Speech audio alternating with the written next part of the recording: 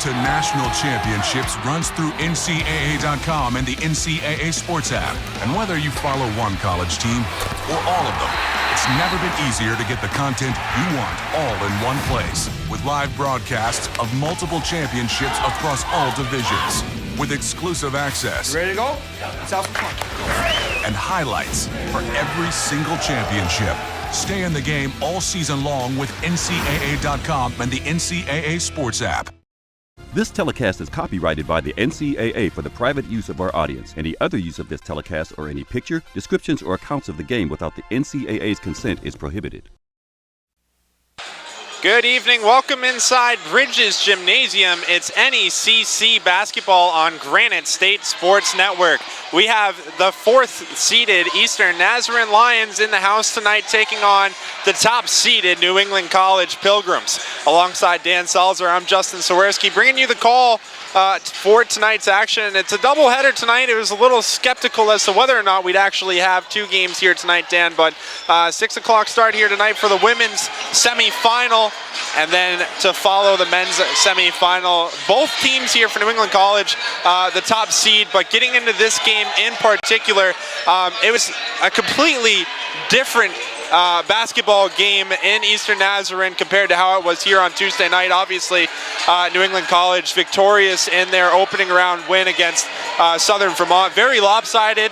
You take away the first 10 minutes and it was all Pilgrims basketball. On the other side of things, Eastern Nazarene really had to work. They're a little more battle tested coming in tonight, but what can you tell us about those 2 games? When we look at them, it's just, again, lopsided you talked about, but having that battle-hearted play for Eastern Nazarene in that semifinal is huge. But it's also their familiarity with Bridges Gym as well going in. Winning here earlier this season against the Pilgrims. Yes, it was early on when NEC was still trying to find their identity as a team. I mean, they had their season opener loss at Plymouth State University, falling by only 4 points to Eastern Nazarene here, but coming back dominant for the Pilgrims on February 2nd, so not long ago, with that big 70-53 win. So kind of bragging rights on the line here this evening. Yeah, absolutely. And you want to win in your own gym. You take a look at how both these teams match up. And Eastern Nazarene, as we said, the 4th seed, 19-6 overall record, but 5 of those 6 losses coming in the New England Collegiate Conference. 13-5 is the conference record for the Lions. On the other side, New England College, 15-3, their overall record. My mistake, 17-9 the overall, 15-3 in the New England Collegiate Conference, and they have really dominated at home all season long. But you know, as you said, Eastern Nazarene comes into this ball game 6-3 on the road. One of those 6 wins coming here earlier on this season. They have a lot of firepower, and if you kind of try to separate these 2 teams, if you looked at the season box score for both these teams, you really can't tell them apart. Both of them are averaging right around 70 points a game. On the other side, both of them are averaging right around 20 turnovers a game. They both have similar styles in play. They both like to run. They both like to get out in transition, and they both like to shoot the deep ball. Each one of these teams making right around 6 threes a game, but it's going to come down to, from what I understand, you know, rebounds and points in transition. And we saw this New England College team really run with the ball with a presence and with a command on Tuesday night. They did an excellent job in transition, over 30 points in transition and in turnovers. And tonight could be the same way, but ball control and, you know, your rebounding and how you're going to be able to move the ball up the floor is going to be key for both of these teams this evening, Dan. When we look at things, it's going to be really a battle of the number 24s here this evening. Renee Hudson, by far the best for New England College here, not only at home but throughout the year. Comes in leading the team in points for the Pilgrims, 458 points this season, shooting just over 73% from the floor. But on the other side, it's Flaherty. Kyra Flaherty, 340 points. That's going to be a big difference. So we'll expect them to really battle it out here this evening. What I like to see about Flaherty, too, is not as often of a shot presence. She's not taking nearly as many shots as Hudson, but that 40.3% from beyond the arc is one of the best you're going to see, not in Division III, but across all divisions. Completely lighting it up from the three-point line, and just taking a look at how they warmed up. A lot of their presence is on the outside. Conversely, on New England College's side of things, they have some outstanding paint presence, and we saw that on Tuesday night in an absolutely dominating win against Southern Vermont. As we get ready here, once again, we'd like to thank you for joining us on Granite State Sports Network. We're going to keep the mics on. We're going to have our starting lineups for both teams, national anthem, but semifinal action here on Granite State Sports Network.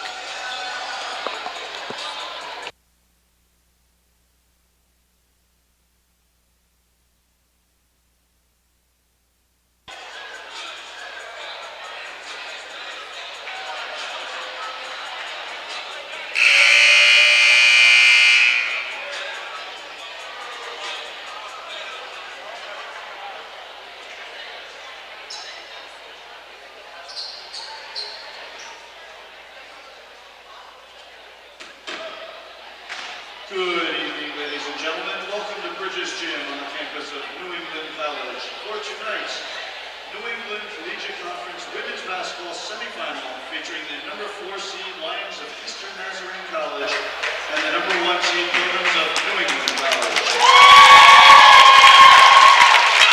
At this time, we ask you please rise and remove your hats as we honor America with the playing of our national anthem.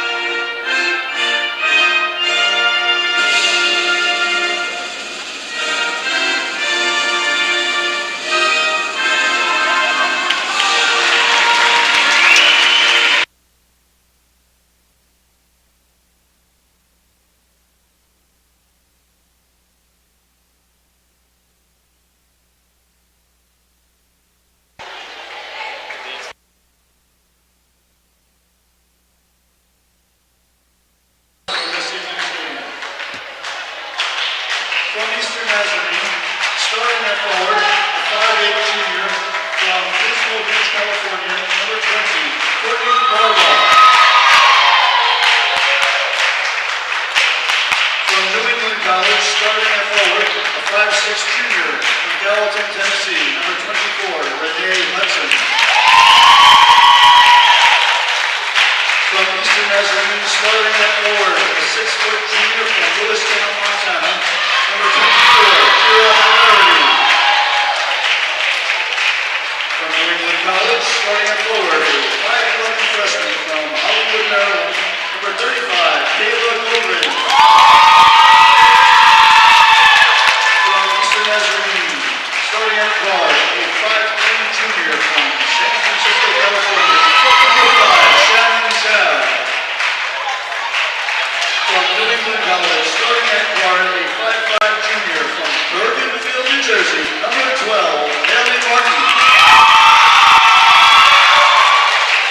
From Eastern Nazarene, starting at guard, a 5'4" senior from Montana, California, number 13, Tia Torrio. From New England College, starting at guard, a 5'5" sophomore from San Antonio, Texas, number 14, Ashley Lopez.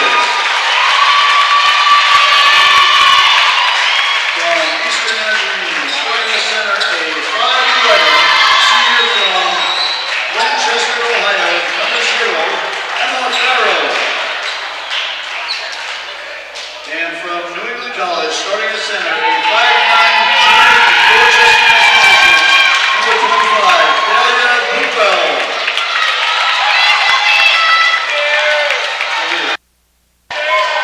The Eastern Nazarene College Lions are coached by Sasha Santanaro and is assisted by Madison Flowers and Shelby Holmes.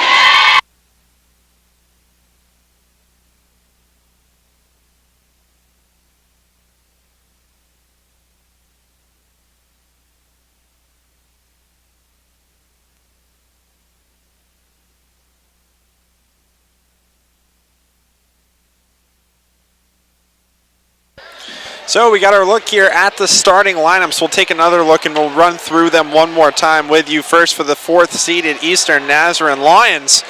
Number 00, Emma Farrow. Number 5, Shannon Chow. Number 14, Tia Torrio. Number 20, Courtney Barba. And number 24, Kira Flaherty. On the other side, this is the same exact lineup they rolled out on Tuesday night. It's going to go Haley Martin, Ashley Lopez, Renee Hudson, Dahlia Boutwell, and Kayla Goldring. Head coach of the Pilgrims in her 17th season, Erica Letty. And we are all but set here. NECC semifinal action. Eastern Nazarene in their black jerseys, red lettering. New England College in their gold jerseys, red lettering, going right to left to start things off. And they will have possession. Lopez on the far side is going to get it over to Hudson. As we said, a battle of the 24s, if you will, and I can definitely see that could be the case early on tonight. Both of the top scorers for both of these teams, but definitely an outstanding atmosphere here as an early turnover is going to give Eastern Nazarene the ball. Yeah, it's really who comes out quick here and controls the emotions of the fans and their teammates that's really going to get out to a big lead here in the first quarter. Torrio, near side. Over to Chow. Chow driving, left-handed floater. Can't get it to go. It's going to be tipped away, and it's going to stay Nazarene ball. Like how both teams, Justin, they're trying to work down towards the post, work down low in the paint, and control the game down low. Chow inbounds, gets it to Flaherty all the way out and across to Farrow. Turnaround jumper, no good. Boutwell had her hands on it, and it's going to stay Eastern Nazarene ball. Tentative go to start here, but one thing is absolutely for certain is that New England College is going to have a tougher time in the paint that they did on Tuesday night. Eastern Nazarene on the other side of things has the size, but can they stay out of foul trouble? That'll be the talk of the night. Flaherty driving, moving it back out to the top of the key and over near side to Chow. Chow trying to feed in to Farrow and back to the top of the key. 12 seconds on the shot clock and the first basket of the evening as Shannon Chow able to lay it up for 2. Good hustle there. Unorthodox a little bit, kind of that finger roll up and under, but enough to drop to the lane there for the Lions. Feeding in once again, unable to get the roll there was Dahlia Boutwell. Back comes Eastern Nazarene. Quick in transition all the way up through and fouled on the shot. Tia Torrio will head to the line. But I like that mismatch, Justin, that NEC's trying to get. They're trying to work Hudson against Barba, getting that mismatch height down by the post. So they're going to call that a foul on the floor. They're going to give Eastern Nazarene the ball underneath their own basket, and we will get our first substitution of the evening. Jazz Larikenta is going to check in for Ashley Lopez. Larikenta coming off the bench the last couple of games, an outstanding presence in the backcourt here for the Pilgrims. And both teams like to use as deep of a bench as they can, as we'll see it right there, another substitution. Jen Burnham will check on for the Lions. Flaherty gonna hand it back off. Barba up for 2, and it's 4-0 early going. Again, that little deception there coming off of the baseline. Again, working down low of the Lions. Larikenta, a wide open opportunity. Couldn't get it to go, and again, the Lions looking for a quick transition.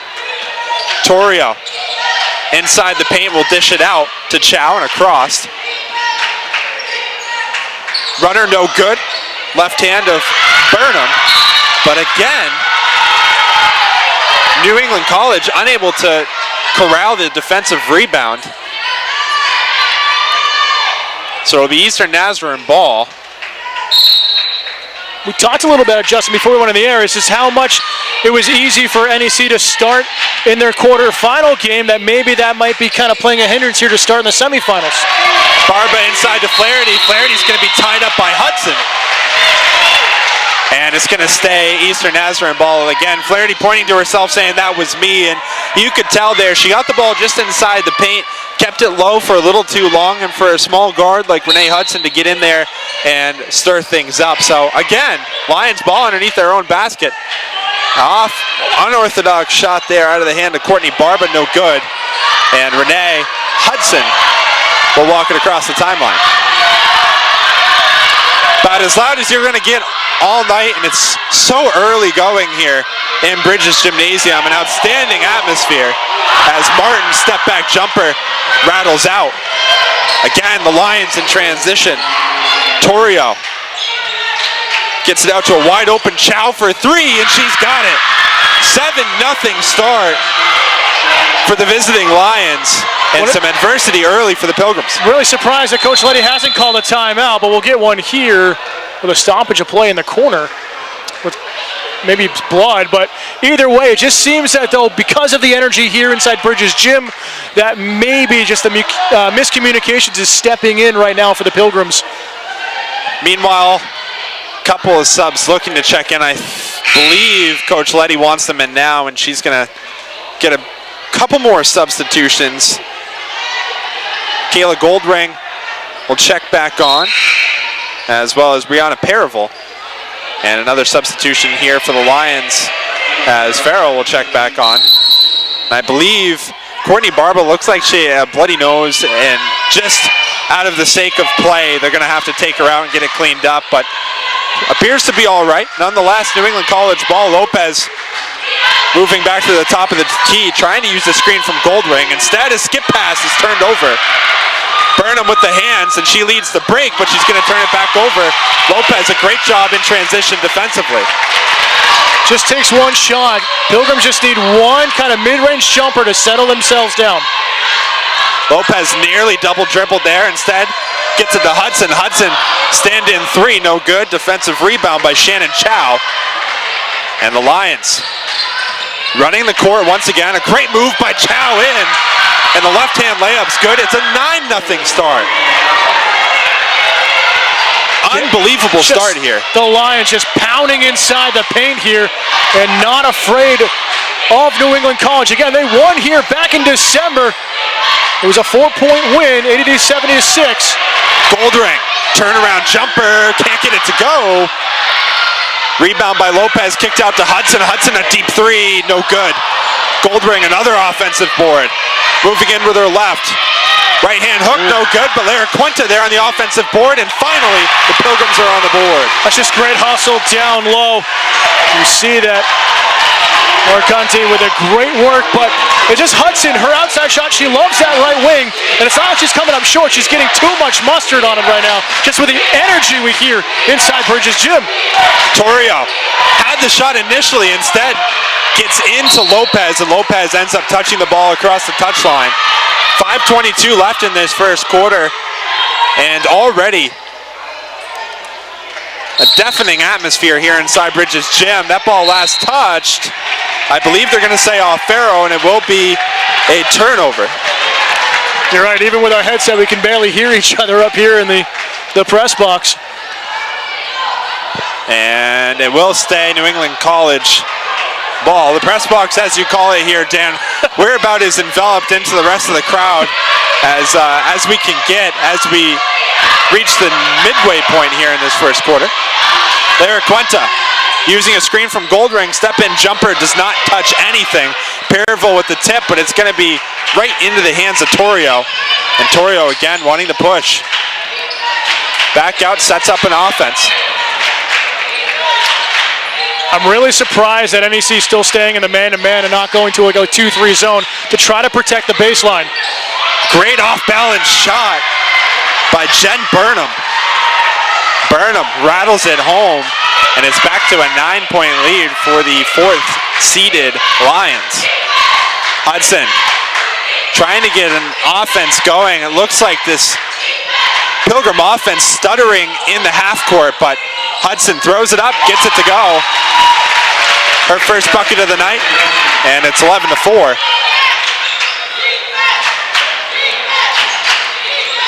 Across the timeline, Torrio driving in all the way through. And it will be a defensive foul. I believe what they're going to say is that Hudson had her feet set just inside the semicircle. Yeah, it's a good call there. NEC wants a traveling violation, but you're right. It was inside the arch, underneath the basket. Fish is going to talk about it, though. Could have been one of a couple of different decisions. I think they are going to end up calling a blocking foul. Coach Letty isn't upset about it, but again, as you said, I think the idea of a travel could have been there. Regardless, 4:12 left in this first quarter and a timeout. We'll take one too. It's NECC basketball on Granite State Sports Network.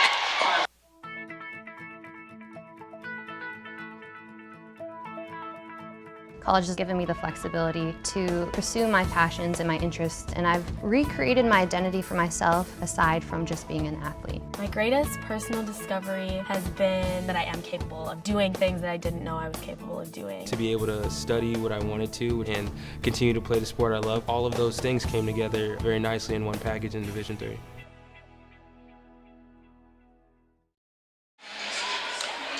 Fans, top seed New England College men's basketball battles number 4 seed Mitchell College in the NECC semifinals right here inside Bridges Gym tonight at 8 p.m. or immediately following the women's game.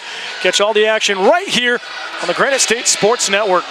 Well, back inside Bridges Gymnasium, the first of 2 semifinal games in the New England Collegiate Conference. And early on, some definite adversity for the hosts, the top seeded New England College Pilgrims. Just 4 points through the first 5.5 minutes of action. On the other side, Eastern Nazarene, an outstanding job in transition offensively and really leading the way, Tia Torrio and the backcourt. They've done everything right. New England College needs to try to get something going, and the one difference that I've noticed is that they immediately tried to press on any shot that was made against Southern Vermont. Adversely here tonight, they're immediately backtracking into a token 3-quarter press with more of a half-court offense, or my mistake, half-court defense, but the first free throw attempt for Torrio is good. Torrio this season now 75 of 98 from the free throw line.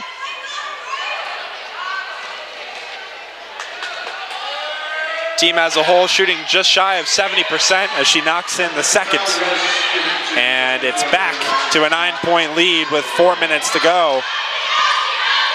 Lara Quenta running the key, looking to get some action. Turnaround, but great defensive pressure by Burnham. Gets it off to Hudson. Hudson, step back jumper, no good. Great offensive presence underneath the basket there by Kayla Goldring. She can't corral the defensive rebound. But we see the lines kind of shifting, and anytime Renee Hudson's getting the ball near that elbow, it's slotting into a double team, preventing that quality shot opportunity. Right hand layup, no good, as Alyssa Cosio checked in just prior to that timeout. And she immediately getting in on the offensive action will head to the line. Cosio this season, 23 of 42 from the charity stripe.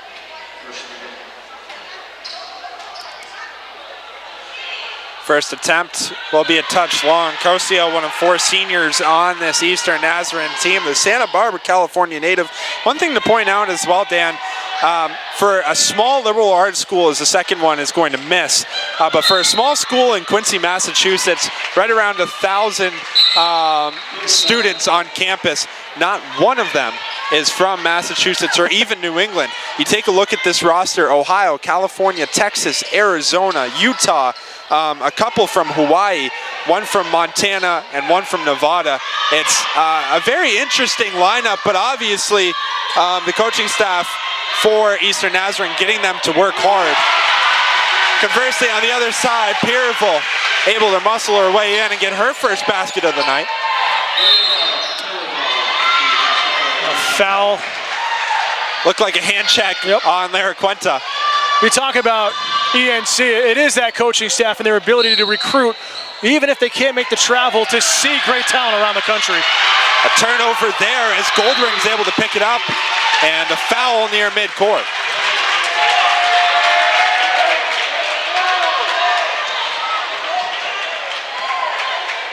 Alyssa Cosio with that foul for the Lions. 3:16 left in the first quarter. An interesting first quarter, to say the least, as Lara Quenta at the top of the key moves to her left. as a whole. Step back jumper is going to be good. A great shot there from the junior guard. Good work by NEC to try to drive that man-to-man coverage back out towards the top of the key. It's allowing these baseline mid-range jumpers to be wide open. Torrio handing off to Cosio. Cosio back to Torrio on the far side right in front of New England College's bench. Farrow back to Torrio, 10 seconds on the shot clock. Flaherty driving with her right, step back jumper, no good. Rebound by Hudson. Hudson looking to run the floor on the right side, inside the paint now, and it's going to pull it back out and hand off to Lara Quenta. Lara Quenta to Goldring. Goldring trying to back down Farrow, throws it up, no good. A near behind the back call there on Pierreville, but instead she's going to touch it off the wall, and it'll be Lions ball with 2:21 left. Goldring was desperate for a foul call on the baseline. Felt she was pushing the back on that turnaround shot. That's why it sailed over, but officials saw it otherwise. Torrio, far side to Cosio. Cosio will use a screen, step into it, and she's going to knock it down, but a foul on the floor before the shot. We're going to see if they're going to count it first. They are going to count the basket. It's an interesting call. We'll see. It didn't look like that foul was on the ball at all. They are counting the basket. Unbelievable. To the dismay of the fans just below us, but you're right, it looked like it was a step before that jumper was off. So the basket will count, and Torrio will head to the line. As you said, interesting, I thought that foul itself was going to be off the ball. It didn't look like there was any sort of hand check there. And again, we're going to have a couple more whistles. They're going to say no substitution before the free throw. A lot of confusion here on this with 2:09 left in the first quarter, but regardless, Eastern Nazarene just dominating this first quarter. The free throw is good. And so now what I'm getting is that Torrio off the ball was fouled. 15 foul for the Pilgrims is going to send her to the line for 2. So the shot counted. A chance for 4 points here. Torrio just knocked in the third.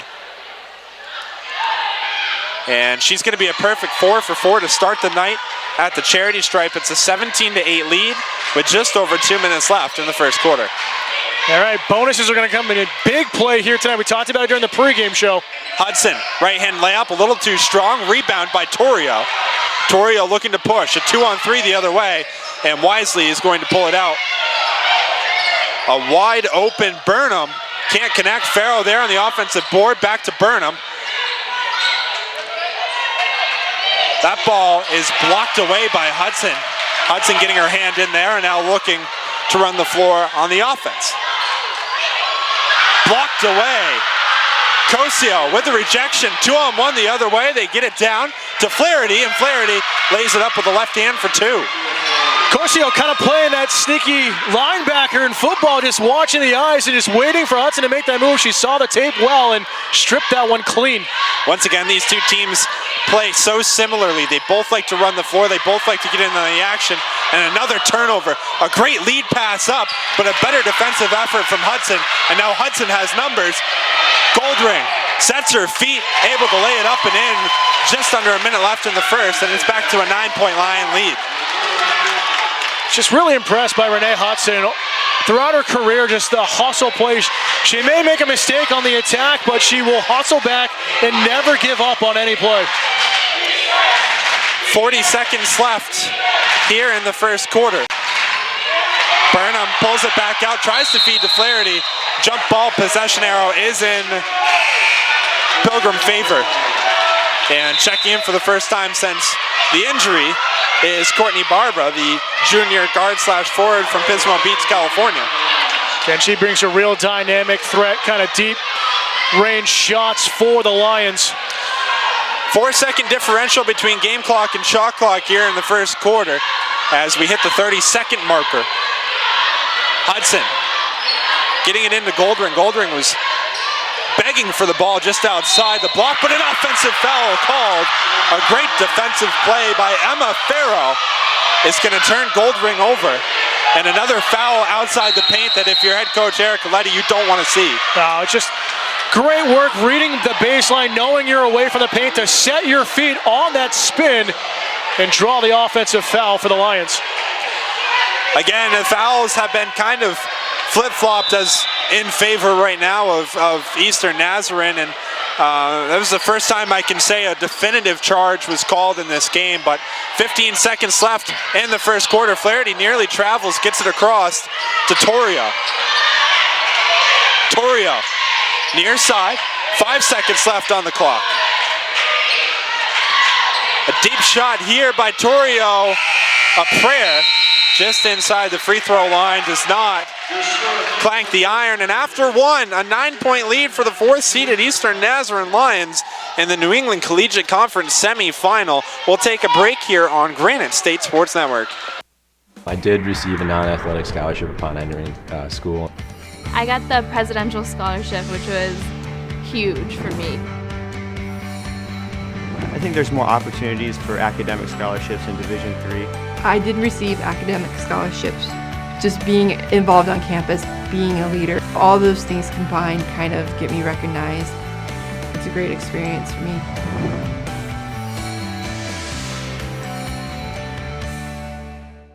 Division III allows you to give yourself to other things. Having that free time allows me to pursue the things that I want to pursue. Division III athletics affords students the opportunity to, engage in the other interests in their campus and in their lives outside of that sport. It allows you to just be able to do everything you want to do. I wouldn't change it for the world.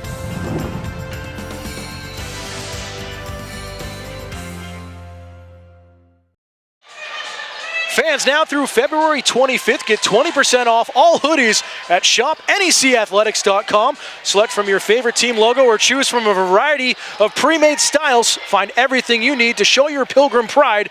Visit shop.necathletics.com today.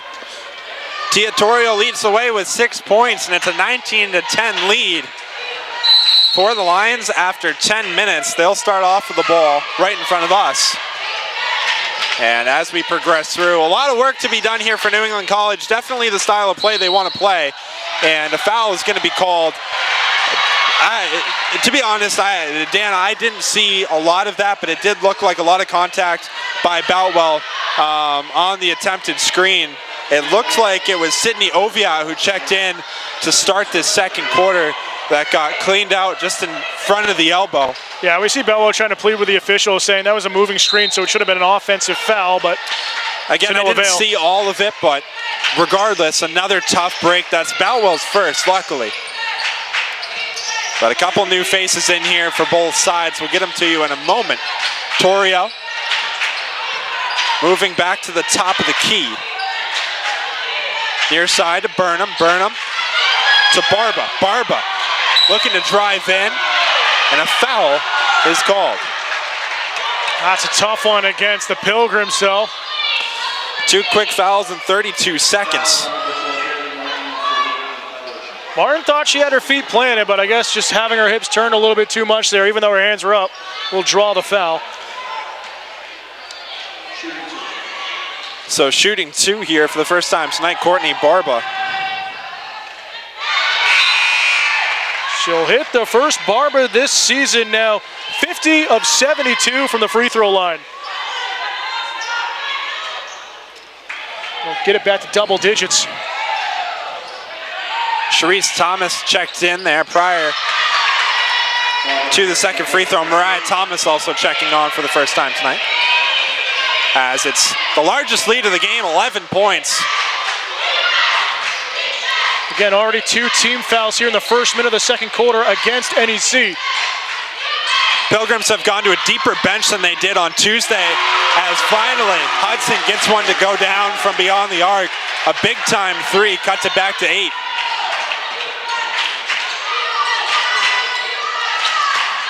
Torrio walks it across the timeline to Barba. Barba through the middle. Step in jumper, no good.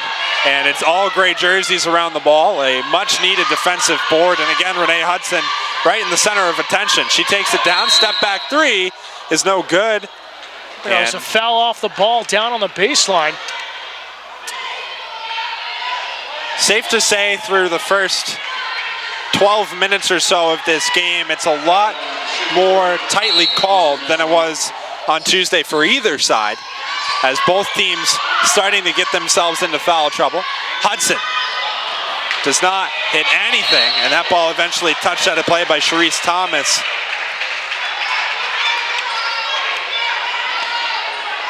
Yeah, there needs to be more off-the-ball movement for the Pilgrims, kind of making those backdoor cuts.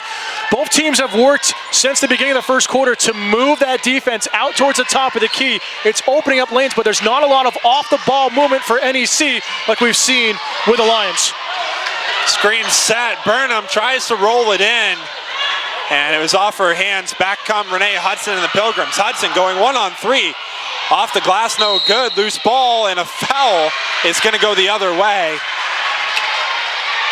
And again, just a tough call. It was a loose rebound. Really, nobody knew where it was going to go. And a call on Shannon Chow for contact off the ball. Oh, correction. I believe Sharice Thomas the call there. Chow checking back in. Yep. Getting my line charts here messed up. Regardless, 8 minutes to go in the first half. Torrio looking to feed Flaherty, who's been quiet so far tonight. Back to Torrio, wide open three, and she's going to knock it home. Again, just Eastern Nazarene just attacking Hudson, working that in and out. She's caught in no man's land, so she can't really get her defensive posture set up and get a lot of the blocks that we've seen all season. Attempted feed in. I believe that's going to be touched away by Flaherty. It's going to stay underneath Pilgrim ball. And a timeout is going to be called. Head coach Erica Letty wants one, and she will get one. We'll take one with her. 24-13, Eastern Nazarene lead. 7:32 left in the first half on Granite State Sports Network.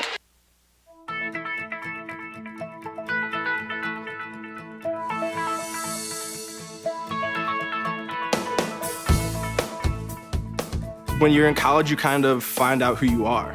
And throughout your 4 years, you develop yourself with all the different experiences, which leads into dedicating yourself to your community, to your family. So when you're a senior, you're coming out a well-rounded person.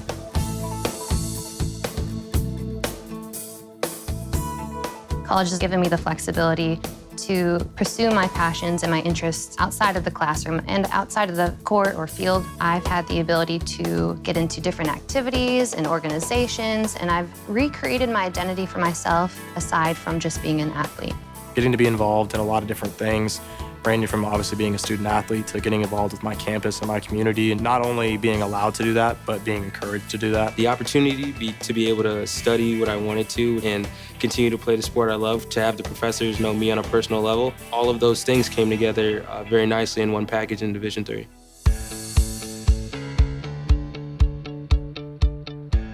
Being a part of the different activities and organizations that I've been a part of, I'm actually able to see myself where I'm like, hey, I actually can make a change. I'm one person that can make a difference. It really helps you develop thinking from other people.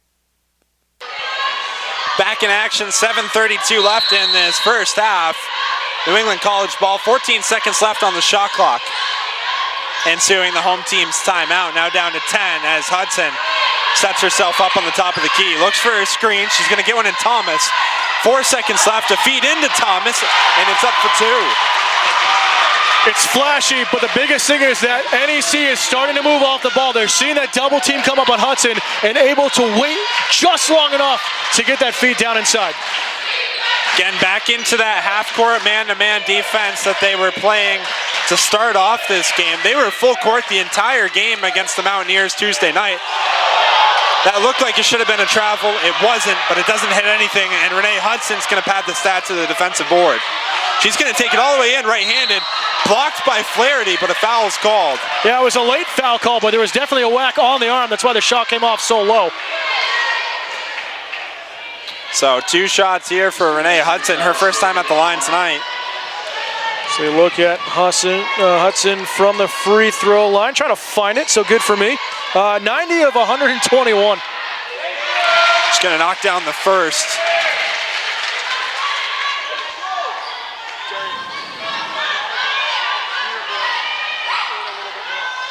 Eastern Nazarene shooting 40% from the floor, but Hudson there to collect another.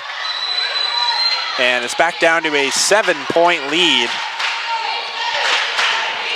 Torrio picks up her dribble a little prematurely, gets it over near side to Chow. Chow, Flaherty, tipped away, but right to Torrio. Torrio will hand to Flaherty. Flaherty, her first three of the night, no good.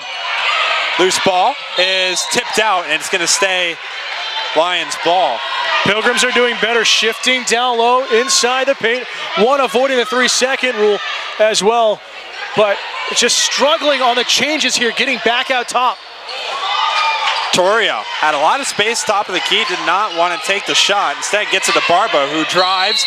A lot of contact and a travel called before a foul could be issued. Substitution here for the Pilgrims, checking on Anushka Bootswain for the first time tonight. You can tell by the fans here giving her the old chant too. Beerville will check off, a much needed break for her. And on the other side, Emma Farrow is going to check on. Head coach Sasa Sanamano definitely playing the matchup game here on that. She immediately could tell Bootswain came on, did her homework, and put Farrow back in to try to conceal the bottom part of the paint. Bootswain's checking on, a 6'2" sophomore from East Orange, New Jersey. And Farrow really the only one for Eastern Nazarene that's going to be able to match up against her. Kayla Ramsey gets it to Thomas. Thomas tries to feed in. Great hands though from Sydney Oviatt. Ramsey was calling for the rotation, but just no movement off the ball for NEC. Torrio to Barba. Barba all the way around, lays it up. Little contact, no call. Back come the Pilgrims, a 3-on-3. Near travel instead to Thomas. Thomas rejected. And a great effort by Sharice Thomas to try to keep that ball in play. She's able to pick the pocket to Torrio. But Mariah Thomas bobbled that pass around a little bit. Wasn't expecting that one touch over to her. So it was kind of in and out of the hands, trying to rush that shot, and an easy block there for the Lions. Shantae Slender, the junior guard, will check on for the first time tonight. She's going to give Torrio a well-deserved break, and she'll take over the point guard duties. And just to mention, that timeout earlier with 7.5 to go became the media timeout, so both teams still with 4 remaining, but no media timeout after 5 minutes. Travel called there. Quick feet by Slender, a little nervous, first time touching the ball in an offensive situation, and great defensive presence around the perimeter for the Pilgrims.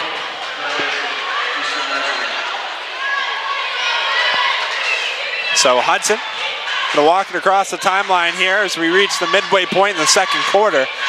5 minutes left in this first half. Ramsey, hands off. Thomas, mid-range, hard off, but a great job under the basket by Dahlia Boutwell.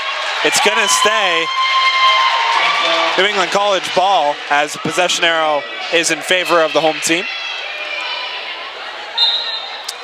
Bootswain nearly turns it over. Instead, Thomas able to get it in, and she's going to turn it right back over. Again, there's the energy, just playing a little bit of a factor here. The noise inside Bridges Gym really affecting the home side. Slender. What a great turnout, though. Absolutely. And I mean, as we mentioned, it's not even 7 o'clock yet. There's nowhere to sit in this gym. Slender knocked off the ball. Just trying to throw it up, get contact, doesn't. Back comes Renee Hudson. Hudson had a lane, pulls it back out, now trying it on the left side. Great help defense, but a wide open Dahlia Boutwell is going to result in 2 easy points. And 3 minutes now, Eastern Nazarene's gone without a basket. That's where Boutwell and Goldring have to live, on that right post, on the baseline, and allow Hudson to draw that double team and get that easy layup on the feed.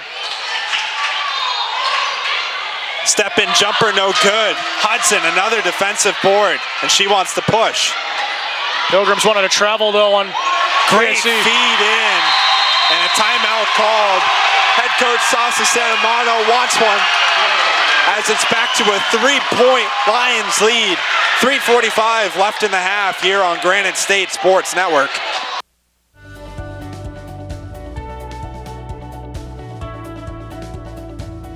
I just wanted to get good grades and to do well. But it also made me realize that I have a lot of career goals. You're there to get a full college experience, not only participate in your sport, but participate in things outside of that. And it's all about growing as a person. My coaches have helped me with figuring out who I really am. Their lives are dedicated for us to succeed. Fans, are you looking to change your brand identity with a new digital presence, with graphic design, or need help with your social media advertising? Then visit our friends at whitemtnmarketing.com. Located in the heart of New England, their full-service marketing studio will help your small business reach the right audience. Learn more or sign up for a free consultation. Visit whitemtnmarketing.com today. You know, when I read those promos on Tuesday, I said White Mountain. I hope that wasn't anything on your side, but they do an outstanding job. A lot of what we do and a lot of what you work with comes from them, an outstanding outfit. But back the other way, Sydney Oviatt wanted a three. It was a little long. Instead, Hudson retaliates, and it's going to be a deep two. They put three up on the board. We'll see if it stands. It looked like her feet were on the line, and they are going to take a point off. Regardless, back to a 1-point lead. This is the closest it's been since the very beginning of this ball game. And the fact that we looked at it, it was an 11, 12-point lead in that first quarter. Good work by NEC to settle down and find their rhythm. Flaherty hands off to Torrio, who checks back in. Torrio somehow keeps her dribble, and a foul is going to be called on Torrio. Unlucky there, just dribbling it off her knee. Sanisha Sekakotipwa checking on as well, ensuing that timeout alongside Torrio for the Lions.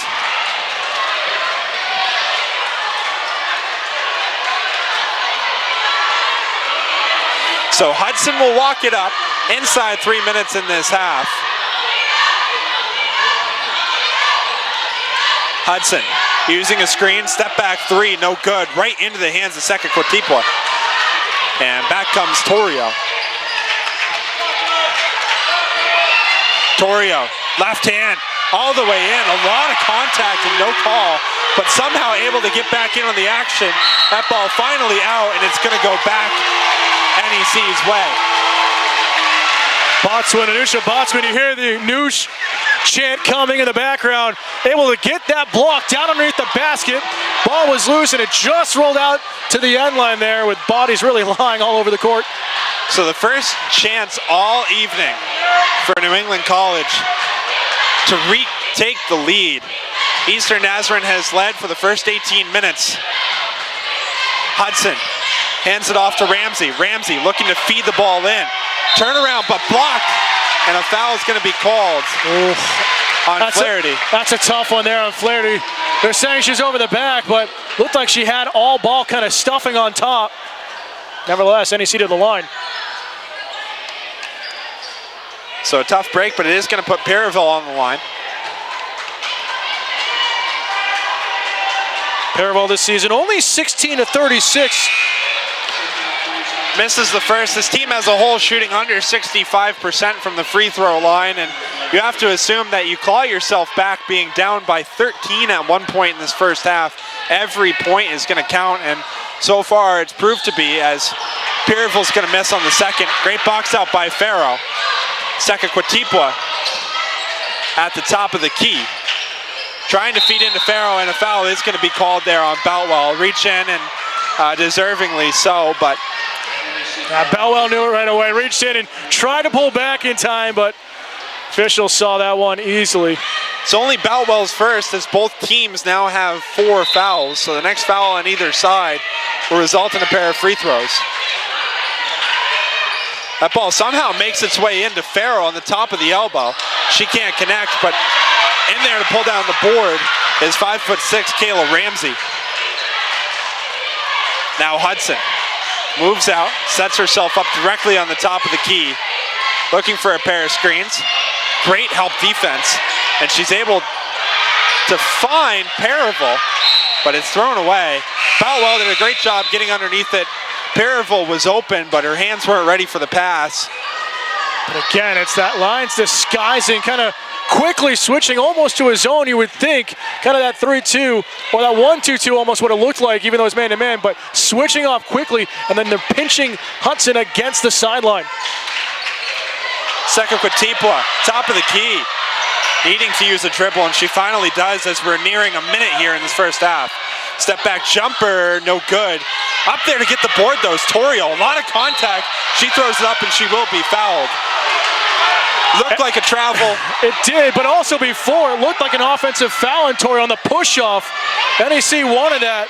A lot of contact inside the paint on both sides as we near halftime. Exactly a minute left as Torrio sets up once again from the free throw line. She's gonna knock it down as she's 5 for 5. Yeah, just so calm from the free throw line here is Torrio. And again, these are the points that need to be made. We look at things from the free throw line. The Lions 7 of 9, New England College 2 of 4.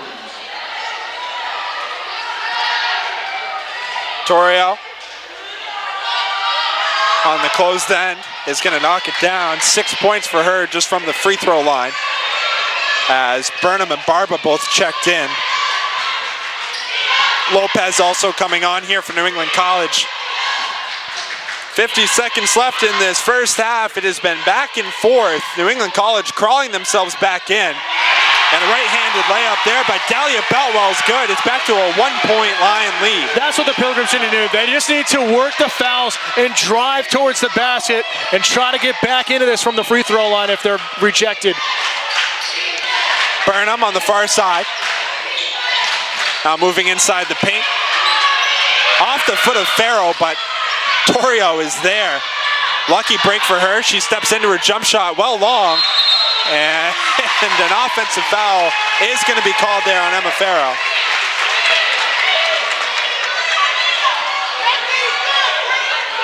It's a tough break on Farrell's part just because I don't think she even had a chance at pulling down that board, but just the fact that her hands were outstretched and just over the hands of Boutwell is going to be enough for the whistle to get blown here. And first free throw by Boatswain.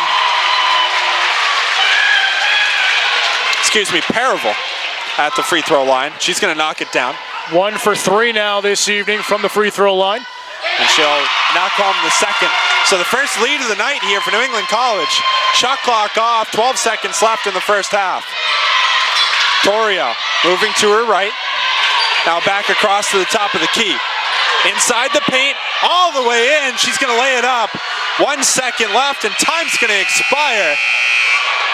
A 1-point lead for Eastern Nazarene as Tia Torrio puts her team on her back, gets inside the paint and lays it up and in.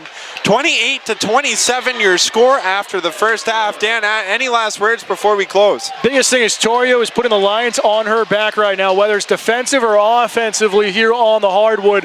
NEC needs to start going to a double team. Would love to see them go to a zone to protect down low, but on the other side, NEC found their rhythm here late in the second quarter. They got their first lead for a moment, albeit brief. They closed down that 12-point deficit from the beginning of the game. They have to go away from their outside shooting. It's something they lived on, but Hudson has to be able to dish off the ball a little bit more and avoid that double team. When we look at it from behind the arc, the Lions are 50% from downtown. New England College, 16.7%. The Pilgrims have to work the baseline, have to work the midpoint jumpers if they're going to stay in contention here in the semifinals. That'll do it for us here the first half. 28-27, Eastern Nazarene with the lead. Once again, we'd like to thank you for joining us and make sure to tune in for the start of the second half here on Granite State Sports Network. It's on us. It's on all of us. And it's time to act now. It's on us to start the change. It's on us to be the change. It's on us. It's on Division III. It's on all of us to stop sexual assault.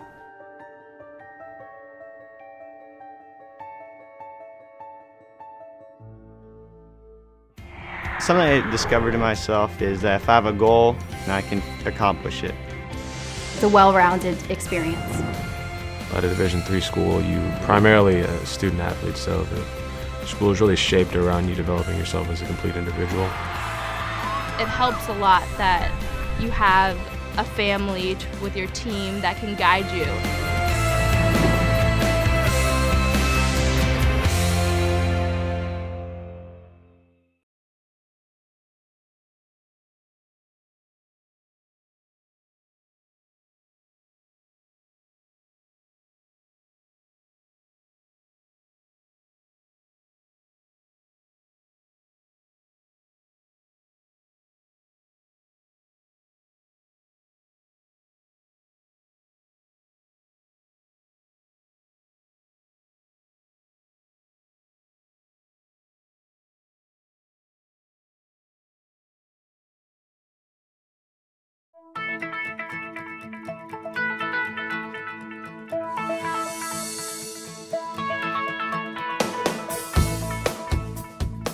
When you're in college, you kind of find out who you are.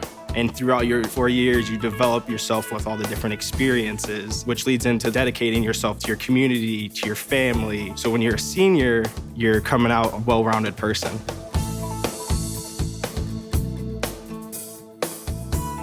College has given me the flexibility to pursue my passions and my interests outside of the classroom and outside of the court or field. I've had the ability to get into different activities and organizations, and I've recreated my identity for myself aside from just being an athlete. Getting to be involved in a lot of different things, ranging from obviously being a student athlete to getting involved with my campus and my community, and not only being allowed to do that, but being encouraged to do that. The opportunity to be able to study what I wanted to and continue to play the sport I love, to have the professors know me on a personal level, all of those things came together very nicely in one package in Division III.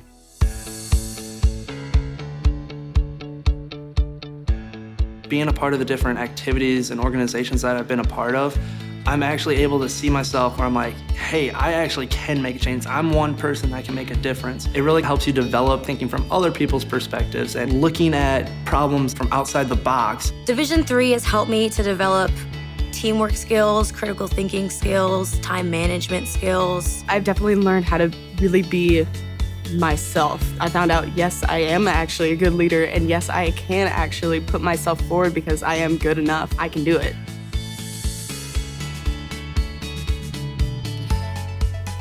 Coming in to college, I just wanted to get good grades and to do well. But it also made me realize that I have a lot of different career goals, and I've learned so much about myself that I was always like growing and changing. When I got to college, it forced me to step up and become more of a leader. And I think that was something I had the capability of doing. And forever grateful that being at a Division III school gave me that opportunity. You have to dedicate your time in the classroom, you have to dedicate your time in the gym, on the field, on the court. Our coaches and the entirety of the athletic department, they valued the student athlete going out to community and trying something new and getting involved in campus life. You can get involved in so many different things. So the possibilities are truly limitless for what you can do with your college experience. You can kind of make it your own in the Division III setting. So I would encourage people who want to have flexibility to pursue different interests and passions to go D3.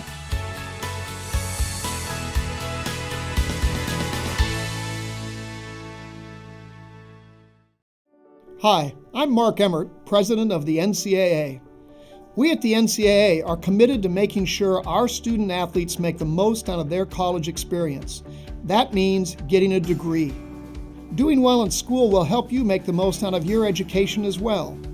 We want you to study hard, read at least 30 minutes a day, and learn everything you can, because we know just how important it is to your future. While the young men and women that play college sports may be great athletes, each is a student first.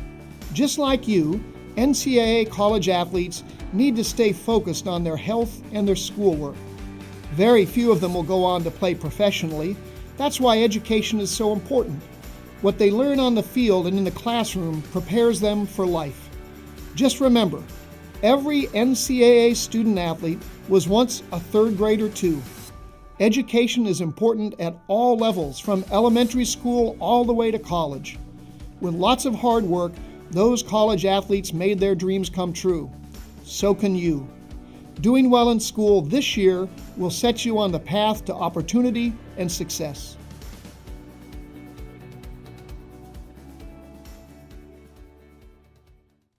This telecast is copyrighted by the NCAA for the private use of our audience. Any other use of this telecast or any picture, descriptions, or accounts of the game without the NCAA's consent is prohibited. The road to national championships runs through NCAA.com and the NCAA Sports app. And whether you follow one college team or all of them, it's never been easier to get the content you want all in one place. With live broadcasts of multiple championships across all divisions. With exclusive access. Ready to go? South front. And highlights for every single championship. Stay in the game all season long with NCAA.com and the NCAA Sports app.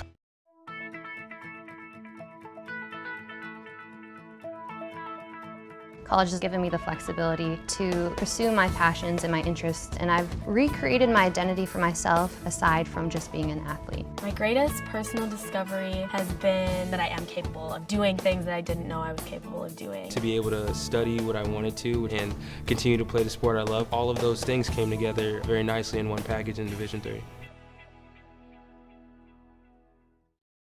I did receive a non-athletic scholarship upon entering school. I got the presidential scholarship, which was huge for me.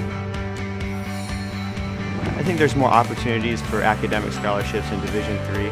I did receive academic scholarships. Just being involved on campus, being a leader, all those things combined kind of get me recognized.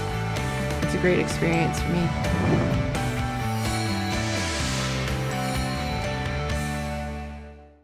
Division III allows you to give yourself to other things. Having that free time allows me to pursue the things that I want to pursue. Division III athletics affords students the opportunity to, engage in the other interests in their campus and in their lives outside of that sport. It allows you to just be able to do everything you want to do. I wouldn't change it for the world.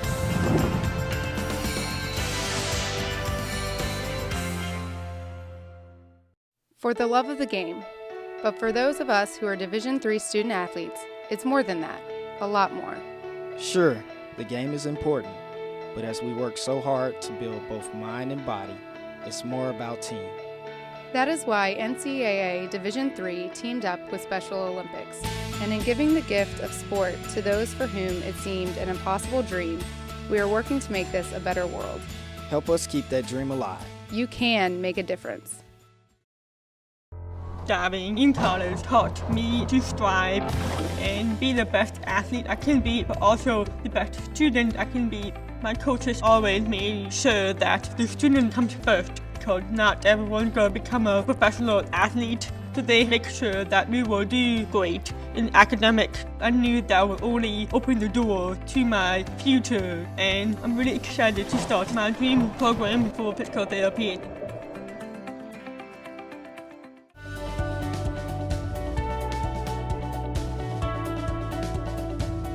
I just wanted to get good grades and to do well. But it also made me realize that I have a lot of career goals. You're there to get a full college experience, not only participate in your sport, but participate in things outside of that. And it's all about growing as a person. My coaches have helped me with figuring out who I really am. Their lives are dedicated for us to succeed.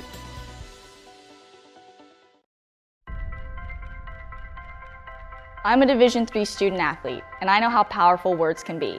The term gay doesn't mean stupid, lame, or less than. So I pledge to speak up if I hear the term gay used in a derogatory way or any other homophobic terms. If you can play in Division III. I'm a Division III student athlete, and my teammates unconditionally accepted me as part of their family.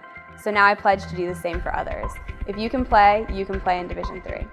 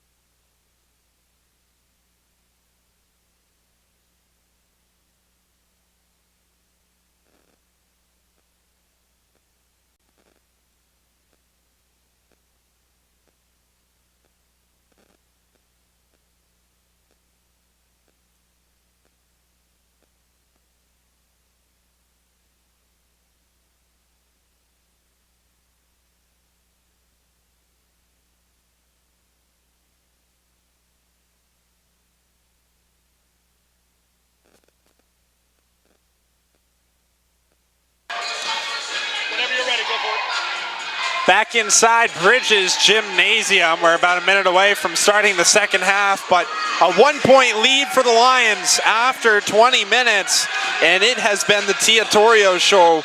18 minutes, she's 3 of 8 from the floor. She leads all scorers with 13 points. She's also got 4 defensive rebounds and offensive rebounds. She's got 5 rebounds, 3 assists. On the other side, Renee Hudson, one of the smallest people on the floor, is nearing a triple-double already. 6 assists, she's got 8 rebounds, all defensive, 9 points, just 2 of 8 from the floor, but she does have 6 points from the free throw line.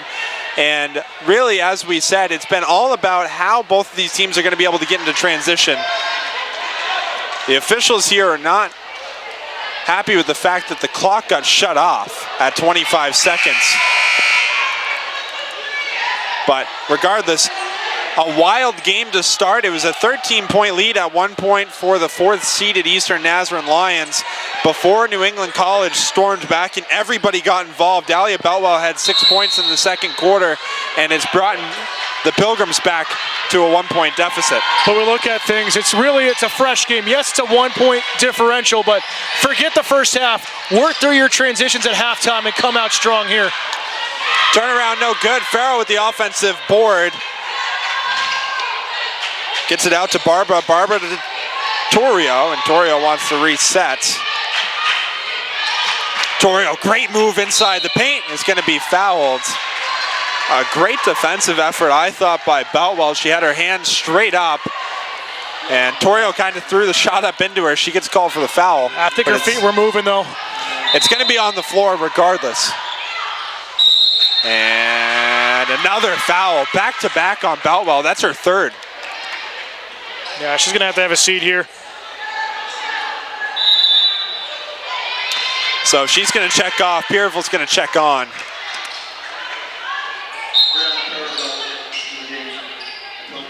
Farrow gets the inbounds, is going to hand it off to Barbara. Barbara looking to get out of the corner. Instead, she finds Torrio, who's driving in. Torrio picked up her dribble a little prematurely, and now taking a deep three. Barbara's going to be a little short, and Pierreville getting into the action immediately with a rebound. The Pilgrims are starting to shift a second down low on Torrio, trying to drive toward the post. Goldring, Pierreville, Martin, Lara Quenta, and Hudson on the floor for the Pilgrims. Lara Quenta with a big three, and the Pilgrims a 2-point lead. Torrio looking to push, instead pulled it back out. Torrio, Flattery, Farrow, Chow, and Barba on the floor for Eastern Nazarene. Torrio to Farrow, Farrow to Chow. Chow drives, and a touch foul called just outside the paint on Haley Martin. NEC's got to get their hands up in the lane. They're seeing Torrio drive. They're doing well to pinch her off from making the cut to the basket, but they've got to anticipate that pass that's been coming as of late.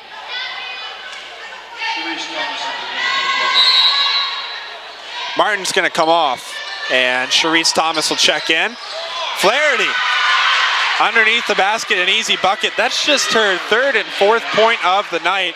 As we mentioned, she's really been kind of the key of this offense. 14 points a game on average. Just her second field goal of the night. That pass a little too high for Pierreville, and a turnover on the Pilgrims. Flaherty got away with it, and she had her arm hooked down low there. Lucky to get away with it. Torrio back out to the top of the key, trying to set up an offense. She moves Chow to her left before getting it to Flaherty. Flaherty driving in, left-hand layup, uncontested, and it's good.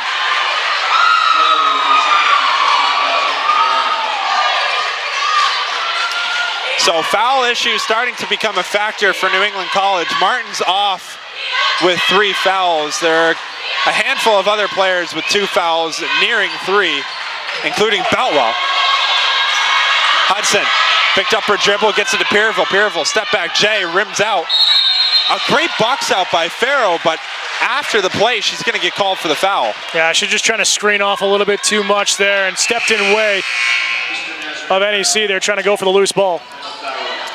Mariah Thomas is going to check on for Pierreville. Pierreville's going to make her way off. That's the second personal on Farrow. as the guests have a 2-point lead.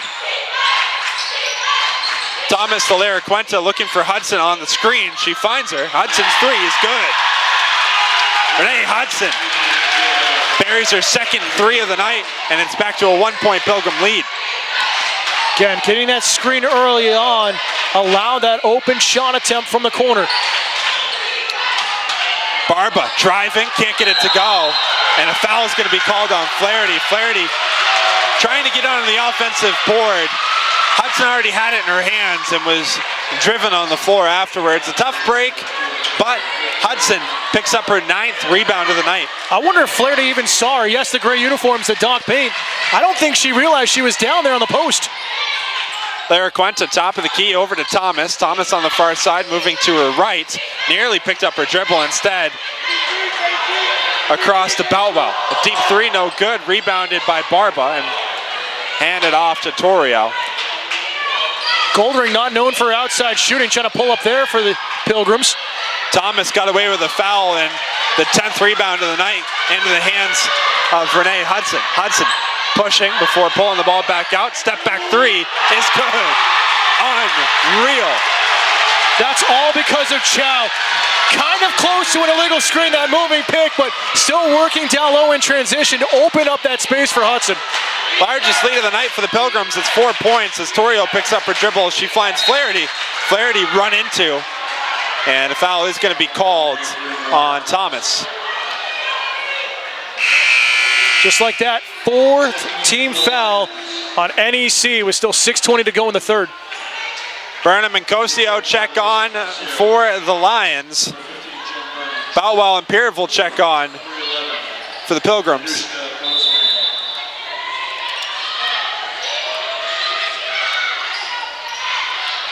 Torrio, deep three, top of the point, she's got it. That's just the second 3-point attempt of the night for Torrio. But where can't she score from right now? Pretty much the only spot is midcourt. Torrio, as mentioned, one of the 4 seniors on this team from Manteca, California. But responding is Sharice Thomas. Torrio back the other way, blocked by Lara Cuenta. Lara Cuenta just waiting as long as possible, waiting for that ball to come up high so she could get a clean block on it. Farrow up and under, but a travel call before. Oh, hold on. They're calling a blocking foul with a knee there.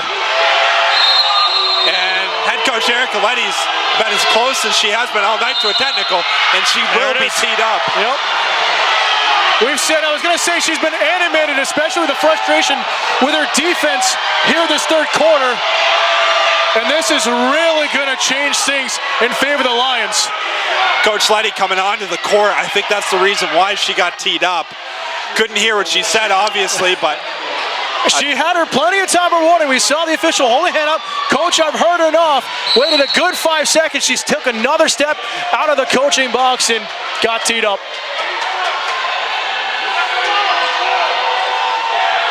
Crazy game, to say the least. But great action in the NECC here in the semifinal, the 1-4. Torrio will take the free throw. She's 6 of 6, her first miss. Halfway down and out. We can't even hear ourselves up here right now. Torrio, second free throw, no good. To the absolute delight of the Pilgrims fan. Pilgrims stay ahead by 3.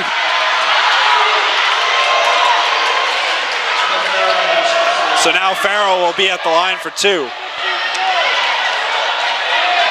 5 team fouls, not even 5 minutes into this third quarter, as Farrow does knock it home, and it's back to a 2-point Pilgrim lead. We haven't even hit the media timeout yet. Second free throw from Farrow is good. She makes up for the 2 technical foul free throws missed by Torrio. And it's a 1-point ball game with 5:44 left in the third. When we look at things, watch out for the 3-point game. We saw at the end of the first half. Hand check called before the shot. New England College is only shooting 16.7% from behind the arc in the first half. They're up to 40 now because of Hudson. And they are going to call a shooting foul on Hudson. Coaching staff for Eastern Nazarene is pleading their case. It looked like it might have been off the ball, but they're going to put Hudson on the line.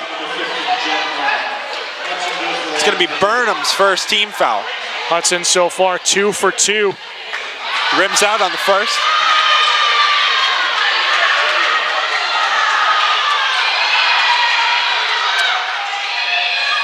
Second free throw here from Hudson is good. 2-point ball game.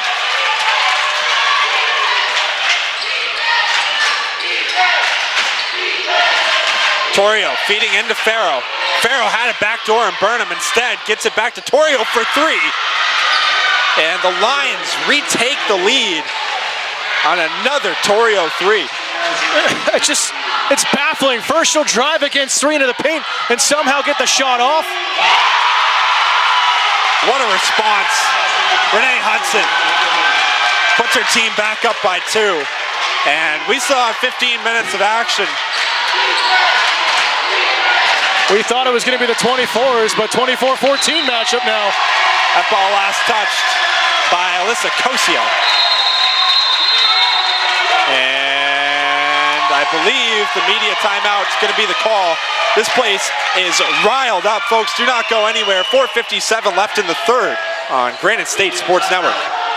The road to national championships runs through NCAA.com and the NCAA Sports app. And whether you follow one college team or all of them, it's never been easier to get the content you want all in one place. With live broadcasts of multiple championships across all divisions.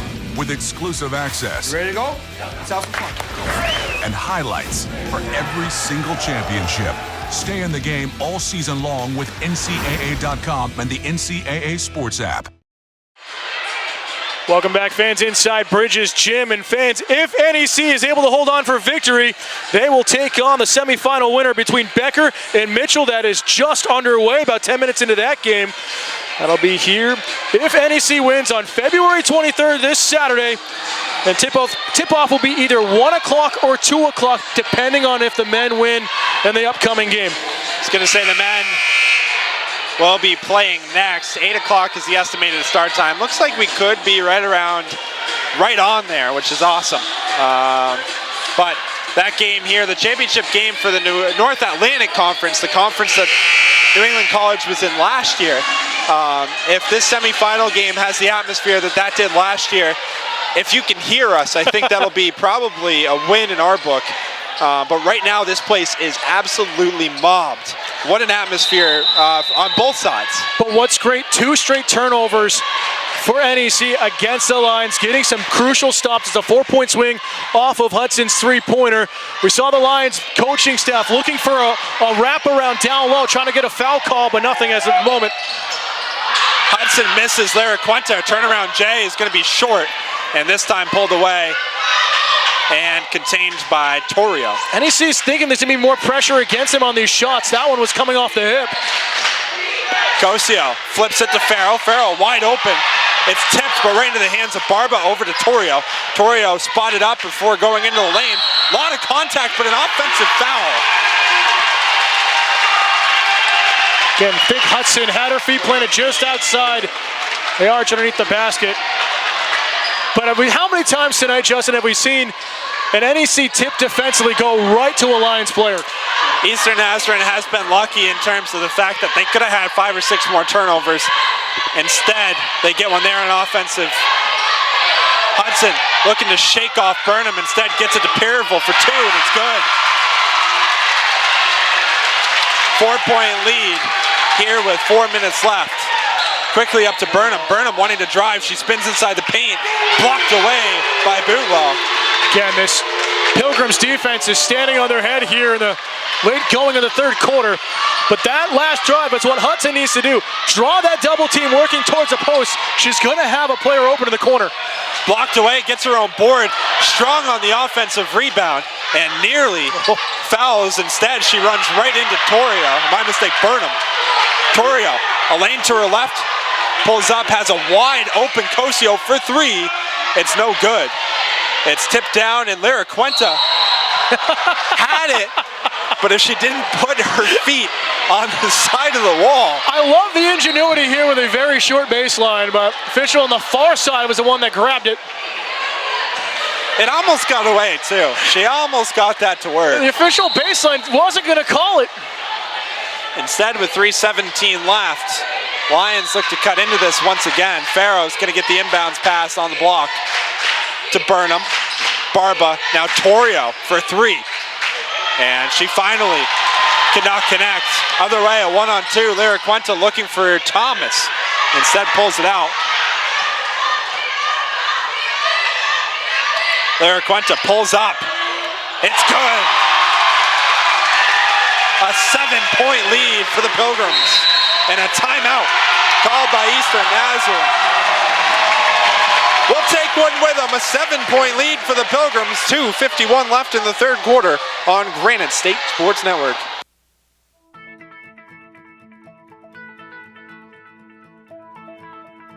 College has given me the flexibility to pursue my passions and my interests, and I've recreated my identity for myself aside from just being an athlete. My greatest personal discovery has been that I am capable of doing things that I didn't know I was capable of doing. To be able to study what I wanted to and continue to play the sport I love, all of those things came together very nicely in one package in Division III.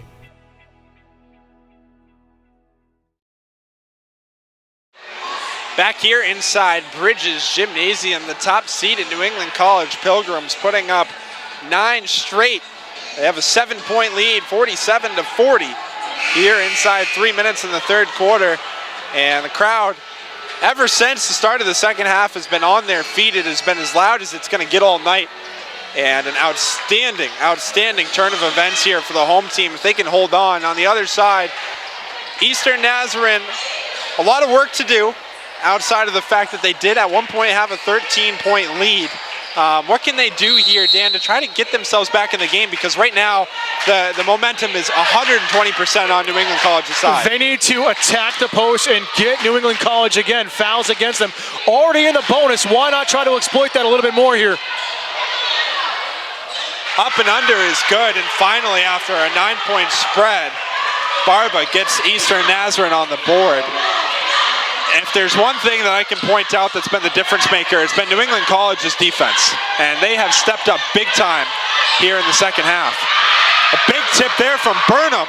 Cosio loses it, loose ball on the floor, and Hudson's going to be called out of play. She was going to be called out of play, it would have been a travel, but again, it's that stifling defense by the Pilgrims, hustling back anytime there's a turnover. They aren't giving up free points on a takeaway. Burnham to inbounds. We'll get it to Torrio. But the Lions have to be careful. They only have 2 timeouts remaining the rest of the game. NEC still has all 4 of theirs. Burnham dangerously over to Torrio with 12 left on the shot clock. Now Cosio spinning, left-handed, it's good. Just like that, back to a 3-point lead. There's just nothing you can defend against it. That's a nice spin around going with the under, the up and under almost. It's just Lions have their luck on their side here this evening. Hudson on the other end, gets it to go. Poor defense inside the paint. Back comes Eastern Nazarene. Barba, turnaround, jumpers, short, rebound by Hudson.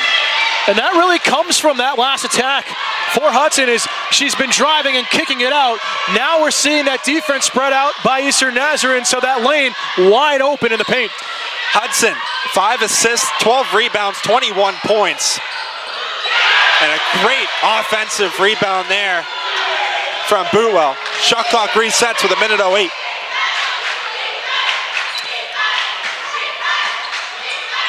Hudson leading all scorers with 21, leading all rebounders with 12 as a step back 3 from Lara Cuenta. Off balance, not the shot. Shooting from her hip, trying to rush these shots. And we'll see Kayla Goldring check on for the first time again here since the beginning of the quarter. Dangerous. I believe she's got 3 fouls. I'll take another look here, but she is in foul trouble. Let's see, she's only got 2 right now. Yeah, as Boutwell had that 2 quickly early on in the second to put her at 3. Mid-range jumper, gets it to go. That's Alyssa Cosio. 6-2 run right now for the Lions here, crawling back into this one. Cosio, 6-point. 8-second differential between the game clock and shot clock as Lara Quenta moves to her left to try to set up an offense.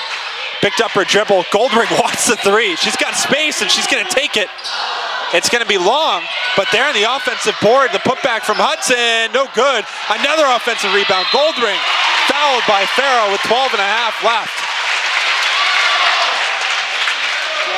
Really, the last couple of possessions, Justin, because of the lead NEC has had, it's the first time this game that we've seen them really utilize the shot clock to its full advantage and settle down their offense.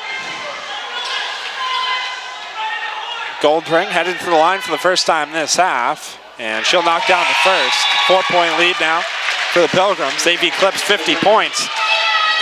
Again, still kind of low scoring to the previous two meetings this season between these two schools. Again, the Lions had an 80-76 victory back at home on December 6th, or correction, here on the road at NEC, and then NEC down in Quincy, Mass. Second one's good, 12 and a half left. Torrio picks up the ball, wants to run one more play. 8 seconds. She's going to pull up all alone, and she's going to knock it down. 3 seconds left, full court press. Lara Quenta looking to get a shot off, but can't. And just like that, Eastern Nazarene 2 points away. It's a 51-49 New England College lead. We're through 30 minutes here inside Bridges Gymnasium. Stay tuned here on Granite State Sports Network. I did receive a non-athletic scholarship upon entering school. I got the presidential scholarship, which was huge for me. I think there's more opportunities for academic scholarships in Division III. I did receive academic scholarships. Just being involved on campus, being a leader, all those things combined kind of get me recognized. It's a great experience for me.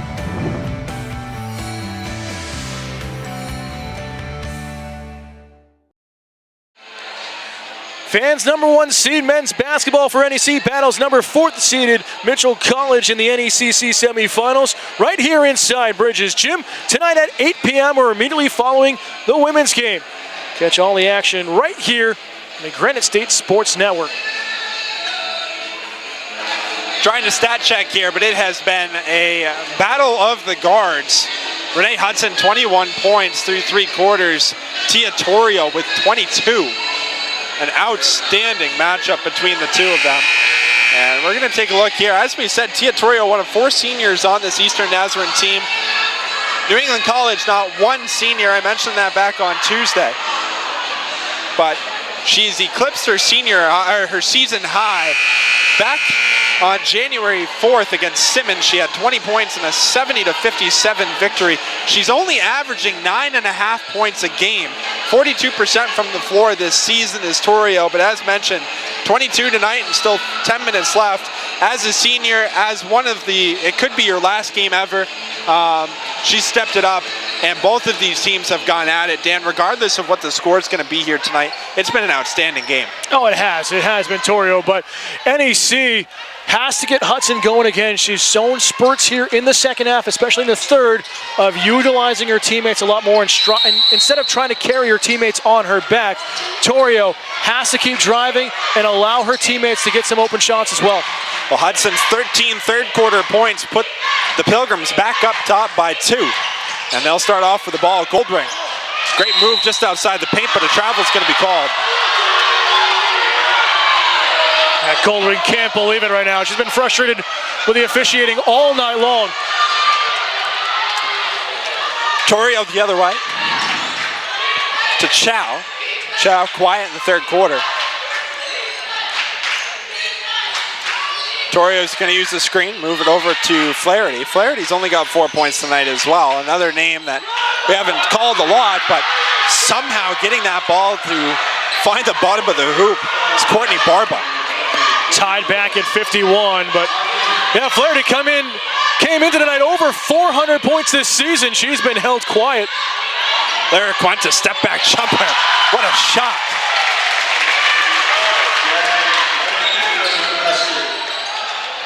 She loves to shoot from her hip. She's done it all night long. Finally finds the bottom of the basket here. Far side to Barba. Defense stepping out higher right now, Justin. Barba, an off-balance shot. Flaherty's there. She gets hit. She's going to go to the line.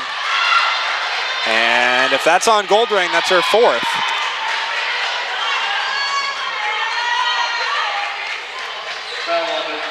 First time for Flaherty to go to the line here tonight. Entered this evening 47 of 65, 72% from the free throw line. First free throw is good. And we will have a substitution. Thomas will check off. Pierreville will step on. So Pilgrim's going small here, looking to use her speed in the early going of the 4th. Second attempt, nothing but nets. And it's a tie ball game. 8:50 left in regulation. Hudson. Eastern Nazarene in that man-to-man. They've played most of the second half. A near foul, but instead the shot gets off. No good. Chow on the board to Torrio. Torrio wanted to push, had an outlet, decided not to. She takes it all the way to the elbow before pulling up. Now to Flaherty. Flaherty, step-in jumper's good. And the Lions retake this one. Flaherty has had a lot of open opportunities here this evening. Usually been Torrio with the attention of NEC on her. Flaherty starting to warm up here in the 4th. Sharice Thomas kicks out to Hudson. Hudson, total pressure. Able to escape Chow momentarily. Turnaround jumper, she's going to get it to fall.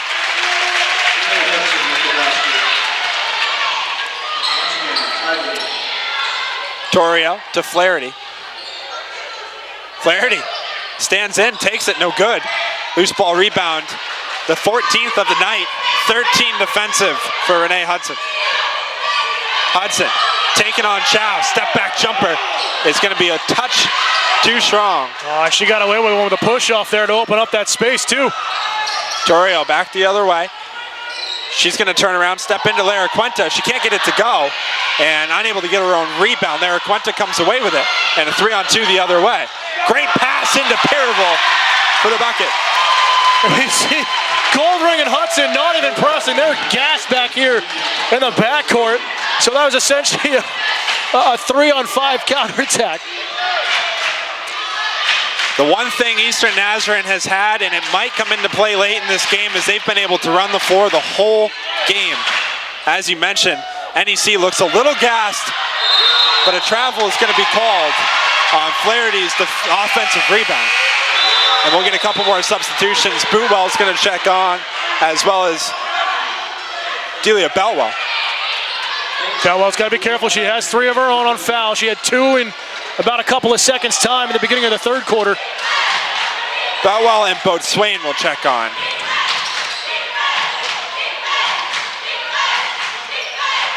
Thomas calling in for Hudson. Hudson at this point being face guarded by Chow, but she's able to find Beltwell, count the basket. And a chance for a 3-point play, Delia Beltwell. Great work there by NEC, but I want to see Thomas go with that screen. She let off the play and allowed Chow to get right back into the face of Hudson there on the wing. Sydney Oviatt's going to check on for Flaherty. Flaherty's going to take a seat. Oviatt, a freshman from Fruit Heights, Utah. And the 3-point play is converted. Free throw, count it. And it's a 5-point Pilgrim lead with 6:25 left in regulation. Torrio picked up her dribble a little too prematurely. Farrow there over to Barba. Barba back to Torrio. Torrio sizing up Hudson. Moving to her right, gets in, and a blocking foul is going to be called. Torrio again caught away with the offensive foul, extending with that left elbow into Hudson. So the question here is whether or not that was on the floor. The coaching staff for Eastern Nazarene is asking if the shot's going to count. They are furious that they haven't gotten an answer yet. Yeah, the officials are going to meet here on the baseline to discuss it. They're going to say it's 2 shots. So the basket won't count. Well, hold on. There's only 2 team fouls. So it's either got to be on the floor, or it's you got gotta to be count the the and one. basket. Yep, that's what they're changed to. And they're going to say it was on the floor. That's a tough call. Now we see head coach for the Pilgrims in Erica Letty pleading her case off to our right here off shot. A lot of confusion on fouls so far tonight, and for whatever reason. And I wonder if it's because of the sound in here too, that is, the officials aren't able to communicate. So the table just buzzed just so they could get the right marks in the book.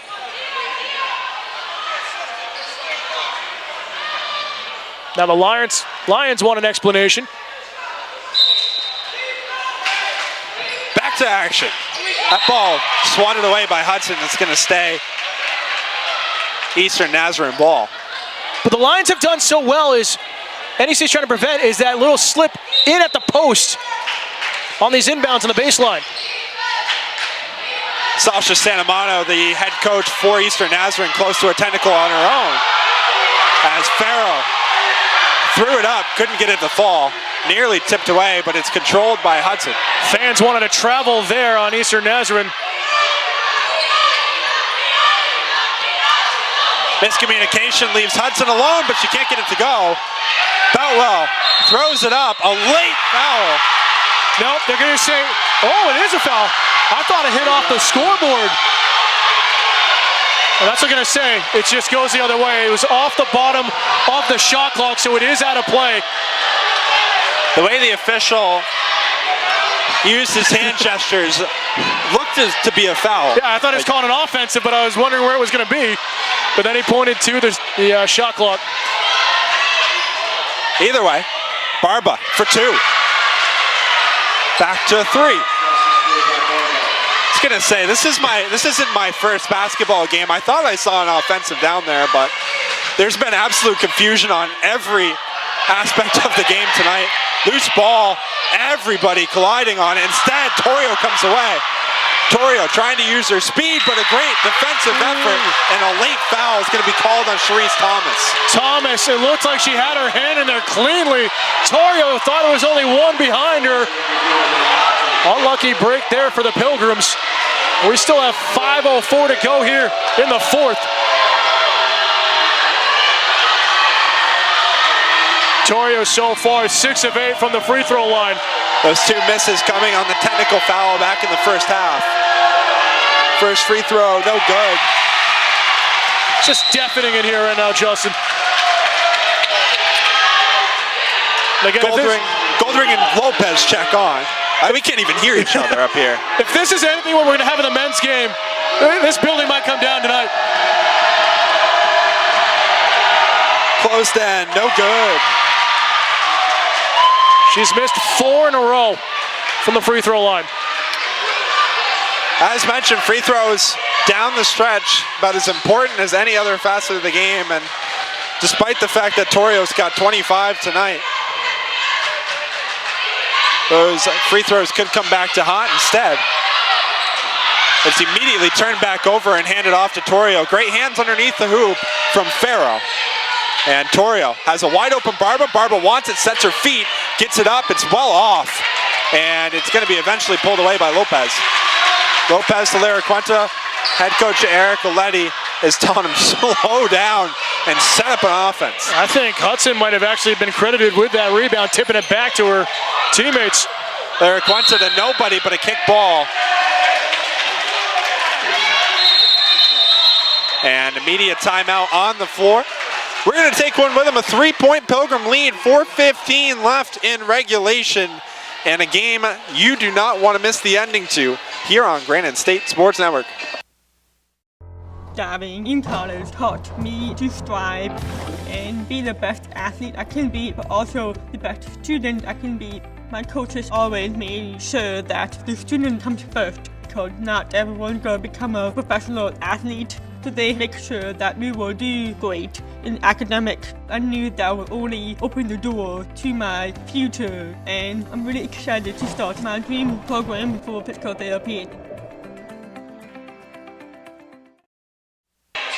Fans, are you looking to change your company's brand identity with new digital presence, graphic design, or need help with your social media advertising? Then visit our friends at whitemtnmarketing.com. Located in the heart of New England, their full-service marketing studio will help your small business reach the right audience. To learn more and sign up for a free consultation, visit whitemtnmarketing.com today. 3-point lead for the top-seeded New England College Pilgrims. 4:15 left in regulation, and one of the best games that you're going to see inside Bridges Gymnasium all year long. The Pilgrims trailed by 13 in the first half, able to pull it all the way back. The Lions took a 1-point advantage into halftime, and since then, New England College has taken over. They took the lead midway through the third quarter, and they have not given it back since. So a 3-point lead. We talked about it though, Justin. It looks like NEC is getting tired down the stretch. Tough break inside. Boutwell throws it up, no good, but a rebound's going to be last tipped by Cosio. It's going to give a fresh shot clock to the Pilgrims. Now, knock on wood, we haven't seen as much foul trouble as the previous 3 quarters at the moment. Still 3 on NEC with 4:08 to go here in the fourth. Lara Quenta driving. Turnaround jumper, no good. In there for the board and the putback, but unable to hit. Lara Quenta, another offensive rebound, all the way out to Goldring. Goldring driving on Farrow. Lost the handle for just a second. And another kickball. Good job by Cosio not to let that pass inside the box. But as you can tell, Goldring has just handled Farrow down low. And as you mentioned as well, just barely. The fact that this New England College team looks tired, but if they can hold on for 4 more minutes, I mean, the presence inside the paint's been unbearing. A deep 3 from Hudson's off the mark. Goldring throws it up. Hudson there, and she's going to get it to go. But it's all because of the rotation off the ball. It's going back to fundamentals and limiting the amount of energy you have to use on the court has been working here for NEC in the second half. Cosio, it's a pocket pick. Lara Quenta is going to take it all the way in and can't connect on the open layup. Except for Hudson, that's 1 for 5 the last layup attempts for NEC. Torrio to Chow. Chow gets fouled on the block. She'll head to the line for 2. Flaherty, who sat for a lot of this fourth quarter, is going to check back on after the first free throw. Chow so far this season hasn't been to the line much, only 12 of 19, first time tonight at the charity stripe. Chow, 5 points, can't connect on the first. Barba's going to check on for Cosio, and Flaherty's going to check on for Sydney Oviatt.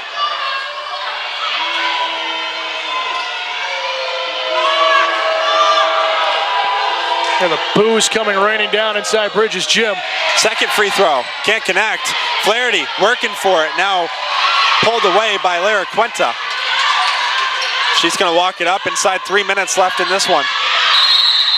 And head coach Erica Letty practically on the floor looking for a timeout. She's going to get talked to, but we're going to take one with them. 2:55 left in the fourth quarter. A 5-point Pilgrim lead here on Granite State Sports Network. Something I discovered in myself is that if I have a goal, then I can accomplish it. It's a well-rounded experience. At a Division III school, you primarily a student athlete, so the school is really shaped around you developing yourself as a complete individual. It helps a lot that you have a family with your team that can guide you.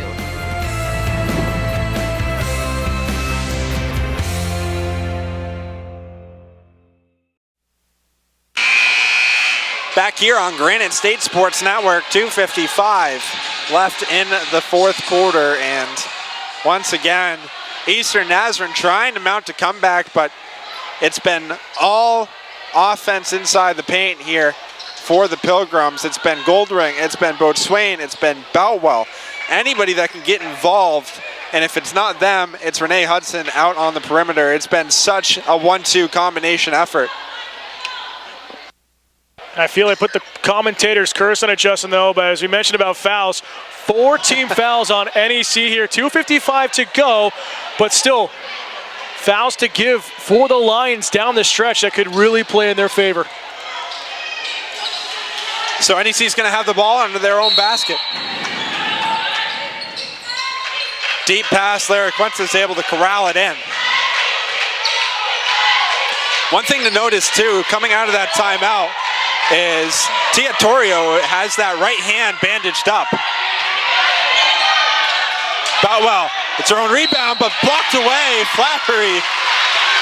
But she's gonna get called for the foul. Yeah, she came over the back and got a little bit of the wrist, just enough for the official on the baseline to see it. So she'll head to the line. And that'll be Flattery's 5th, I believe. It is. So she'll be done for the evening. But you're right, going back to Torrio, she's still flexing that arm, that right wrist, their shooting hand too. So see how effective she is now without their leading scorer this season out of the game. Flattery just 6 points tonight as the first free throw rattles out. Possession arrow is in favor of the NC. Back end, well off. But loose ball is going to be pulled away by Lopez. Goldring lost a shoe.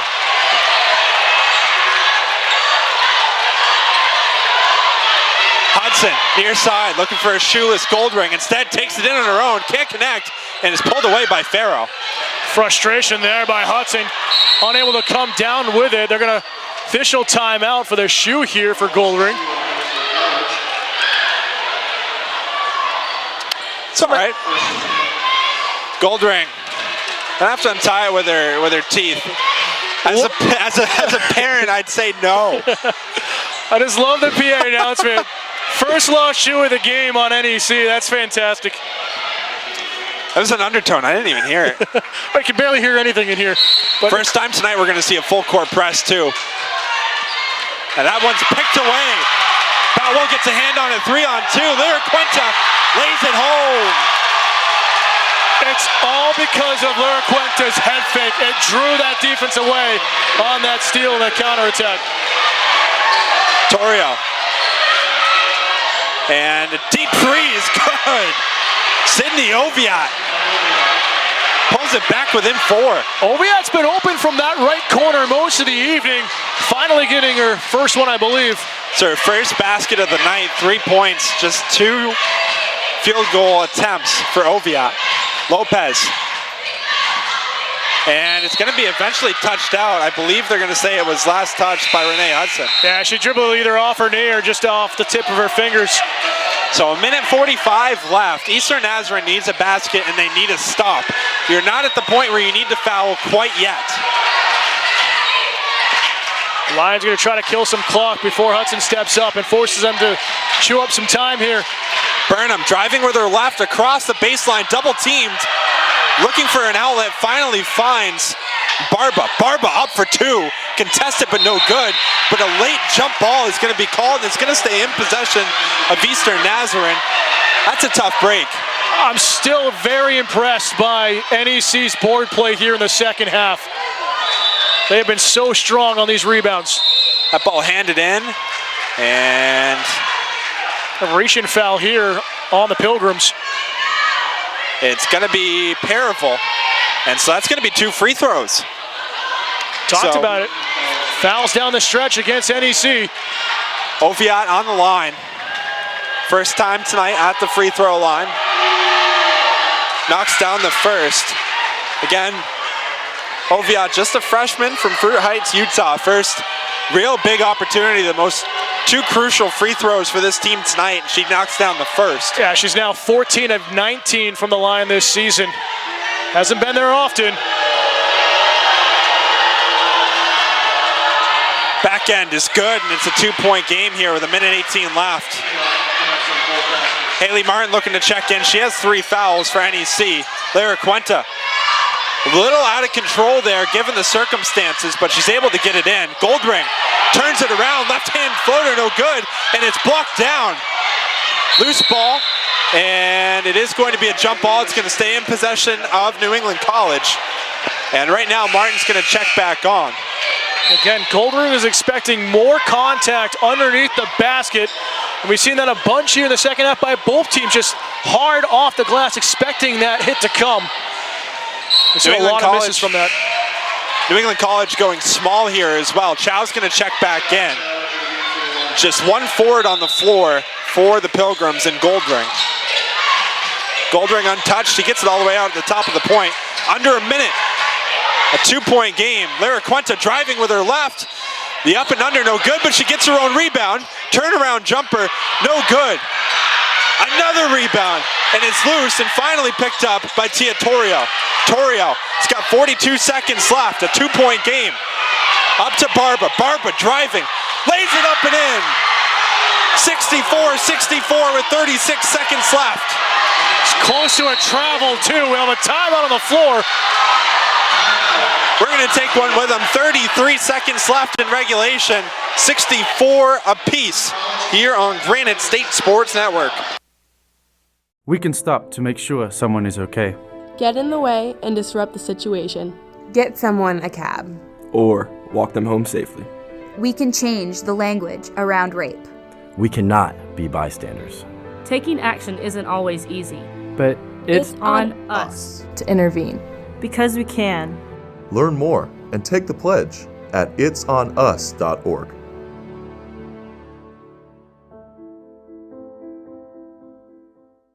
This telecast is copyrighted by the NCAA for the private use of our audience. Any other use of this telecast or any picture, descriptions, or accounts of the game without the NCAA's consent is prohibited. What a ball game we have here inside Bridges Gymnasium. It's 64-64.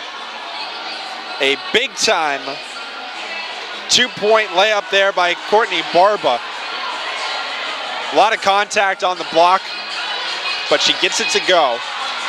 And we're tied up 64 apiece here on Granite State Sports Network. Dan, I'm still trying to process everything that just happened. I mean, you take a look, a 13-point lead midway through the first half for the Lions. New England College cuts back in, able to cut it down and take the lead for the entire second half. And the first tie since midway through the third quarter is where we stand. So 30 seconds left as Lara Quenta works to her right. If you're New England College, a good shot, but you only need one. Hudson trying to feed into Goldring. Goldring's going to back down Farrell. Turnaround's no good, but she is fouled with 19 and a half left. If you're Farrell, is that a good foul? I say yes. Oh, yeah, absolutely. It stops the clock with 19 seconds to go. NEC has struggled from the free throw line here this evening. It allows the door to stay open for the Lions. Goldring so far is 2 for 2 from the free throw line. A chance to put her team back up with 20 seconds left. First free throw, it's good. We don't have to tell you if that was good. We can hear it from the fans.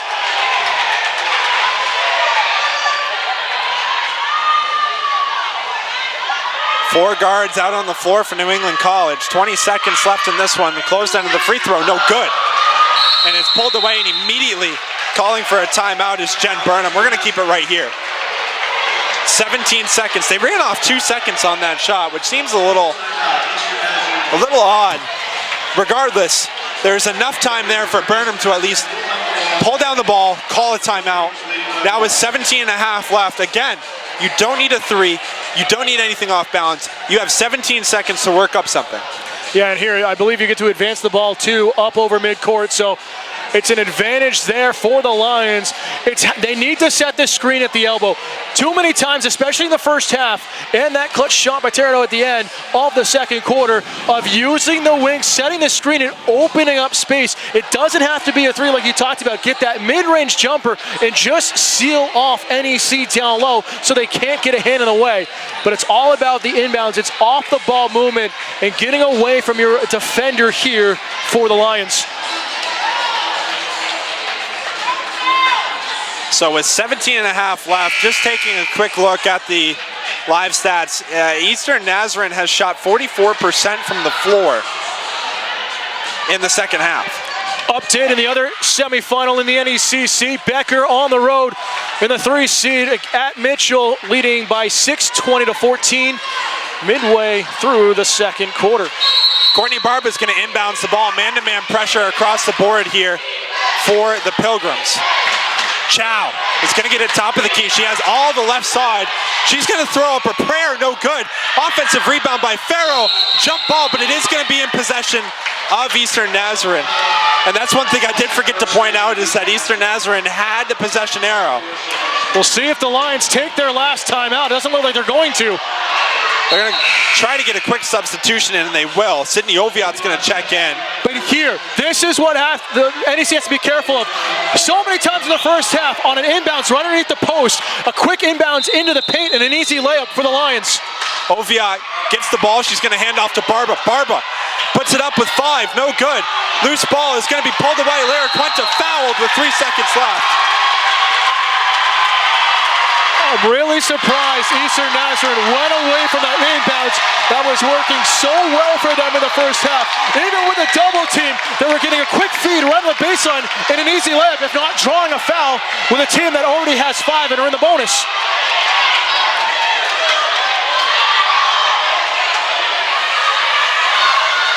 First free throw for Lara Quinta is good. Now a 2-point game with 3 seconds left. So this shot is huge.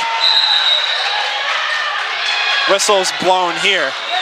There was some yelling from the scoring table. I don't know what for. I wanted to make sure if the scoring was right or the time was right.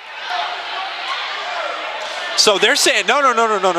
They're saying because there's 4 fouls, that should be on the floor. And Lara not a Quinta free should throw. not be shooting those free throws. Okay. Eastern Nazarene coaching staff, as they have every right to, was screaming about trying to get that ball. So now, an inbounds could seal the deal for New England College because there's only 3 seconds left. Honestly, right now, the Lions need to foul before the inbounds and not waste any time on this clock. Martin is going to inbounds. Sharice Thomas wide open. And with 1.2 seconds, I don't know what fell apart. It's just miscommunication. You got to have all 5 up the court if you're marking there. Somebody did not mark up on Sharice Thomas. That's going to put her on the line. And if there's any chance Eastern Nazarene could have a prayer, the best thing they could do is pull down an offensive rebound and potentially try to get a timeout before time expires, allowing them to move the ball across half court. And then from there, it's really a prayer. First free throw, no good. Again, it really at this point doesn't matter because it's going to take a prayer for Eastern Nazarene. Again, she should miss this shot on purpose. You miss it, 1.2, you have to heave it before you can get possession to call the timeout. Then you lose half the time on the clock anyway. Goldring and Boutwell into rebound for New England College. The last thing that they could do is get called for an offensive foul. As the second one does fall home. Eastern Nazarene's going to call their last timeout with 1.2 on the clock. And we're going to take a commercial on this one. So 66-64, the score. Don't go anywhere here on Granite State Sports Network.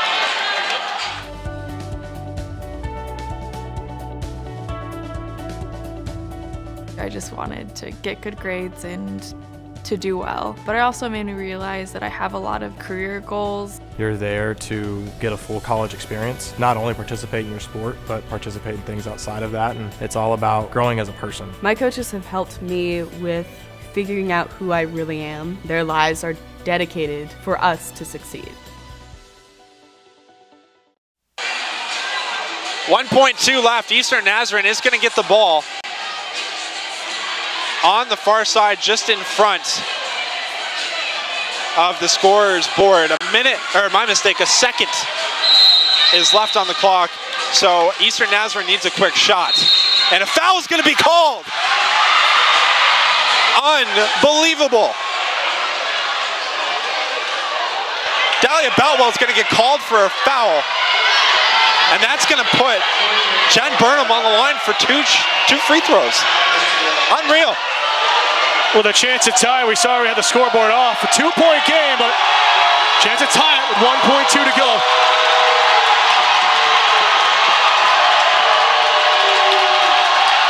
Crowd on their feet. First free throw for Berna, no good. That all but seals it right now for NEC.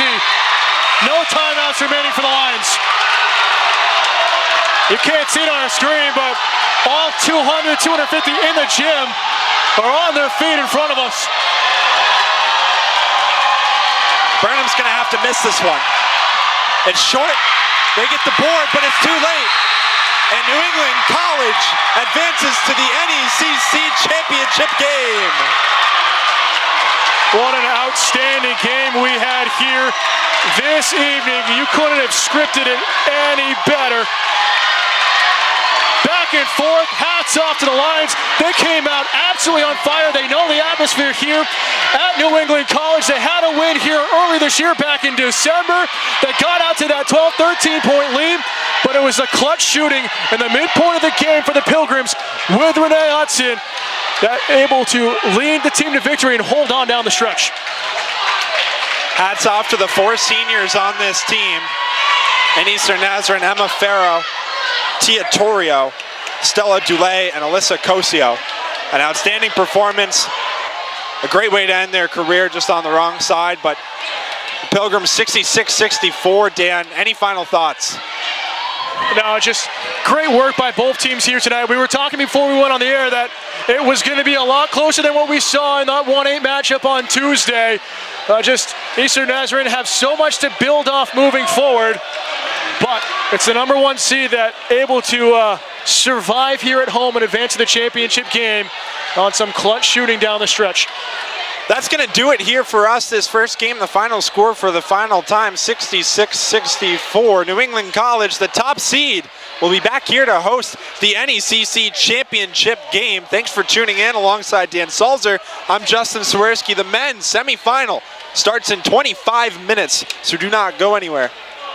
This telecast is copyrighted by the NCAA for the private use of our audience. Any other use of this telecast or any picture, descriptions, or accounts of the game without the NCAA's consent is prohibited.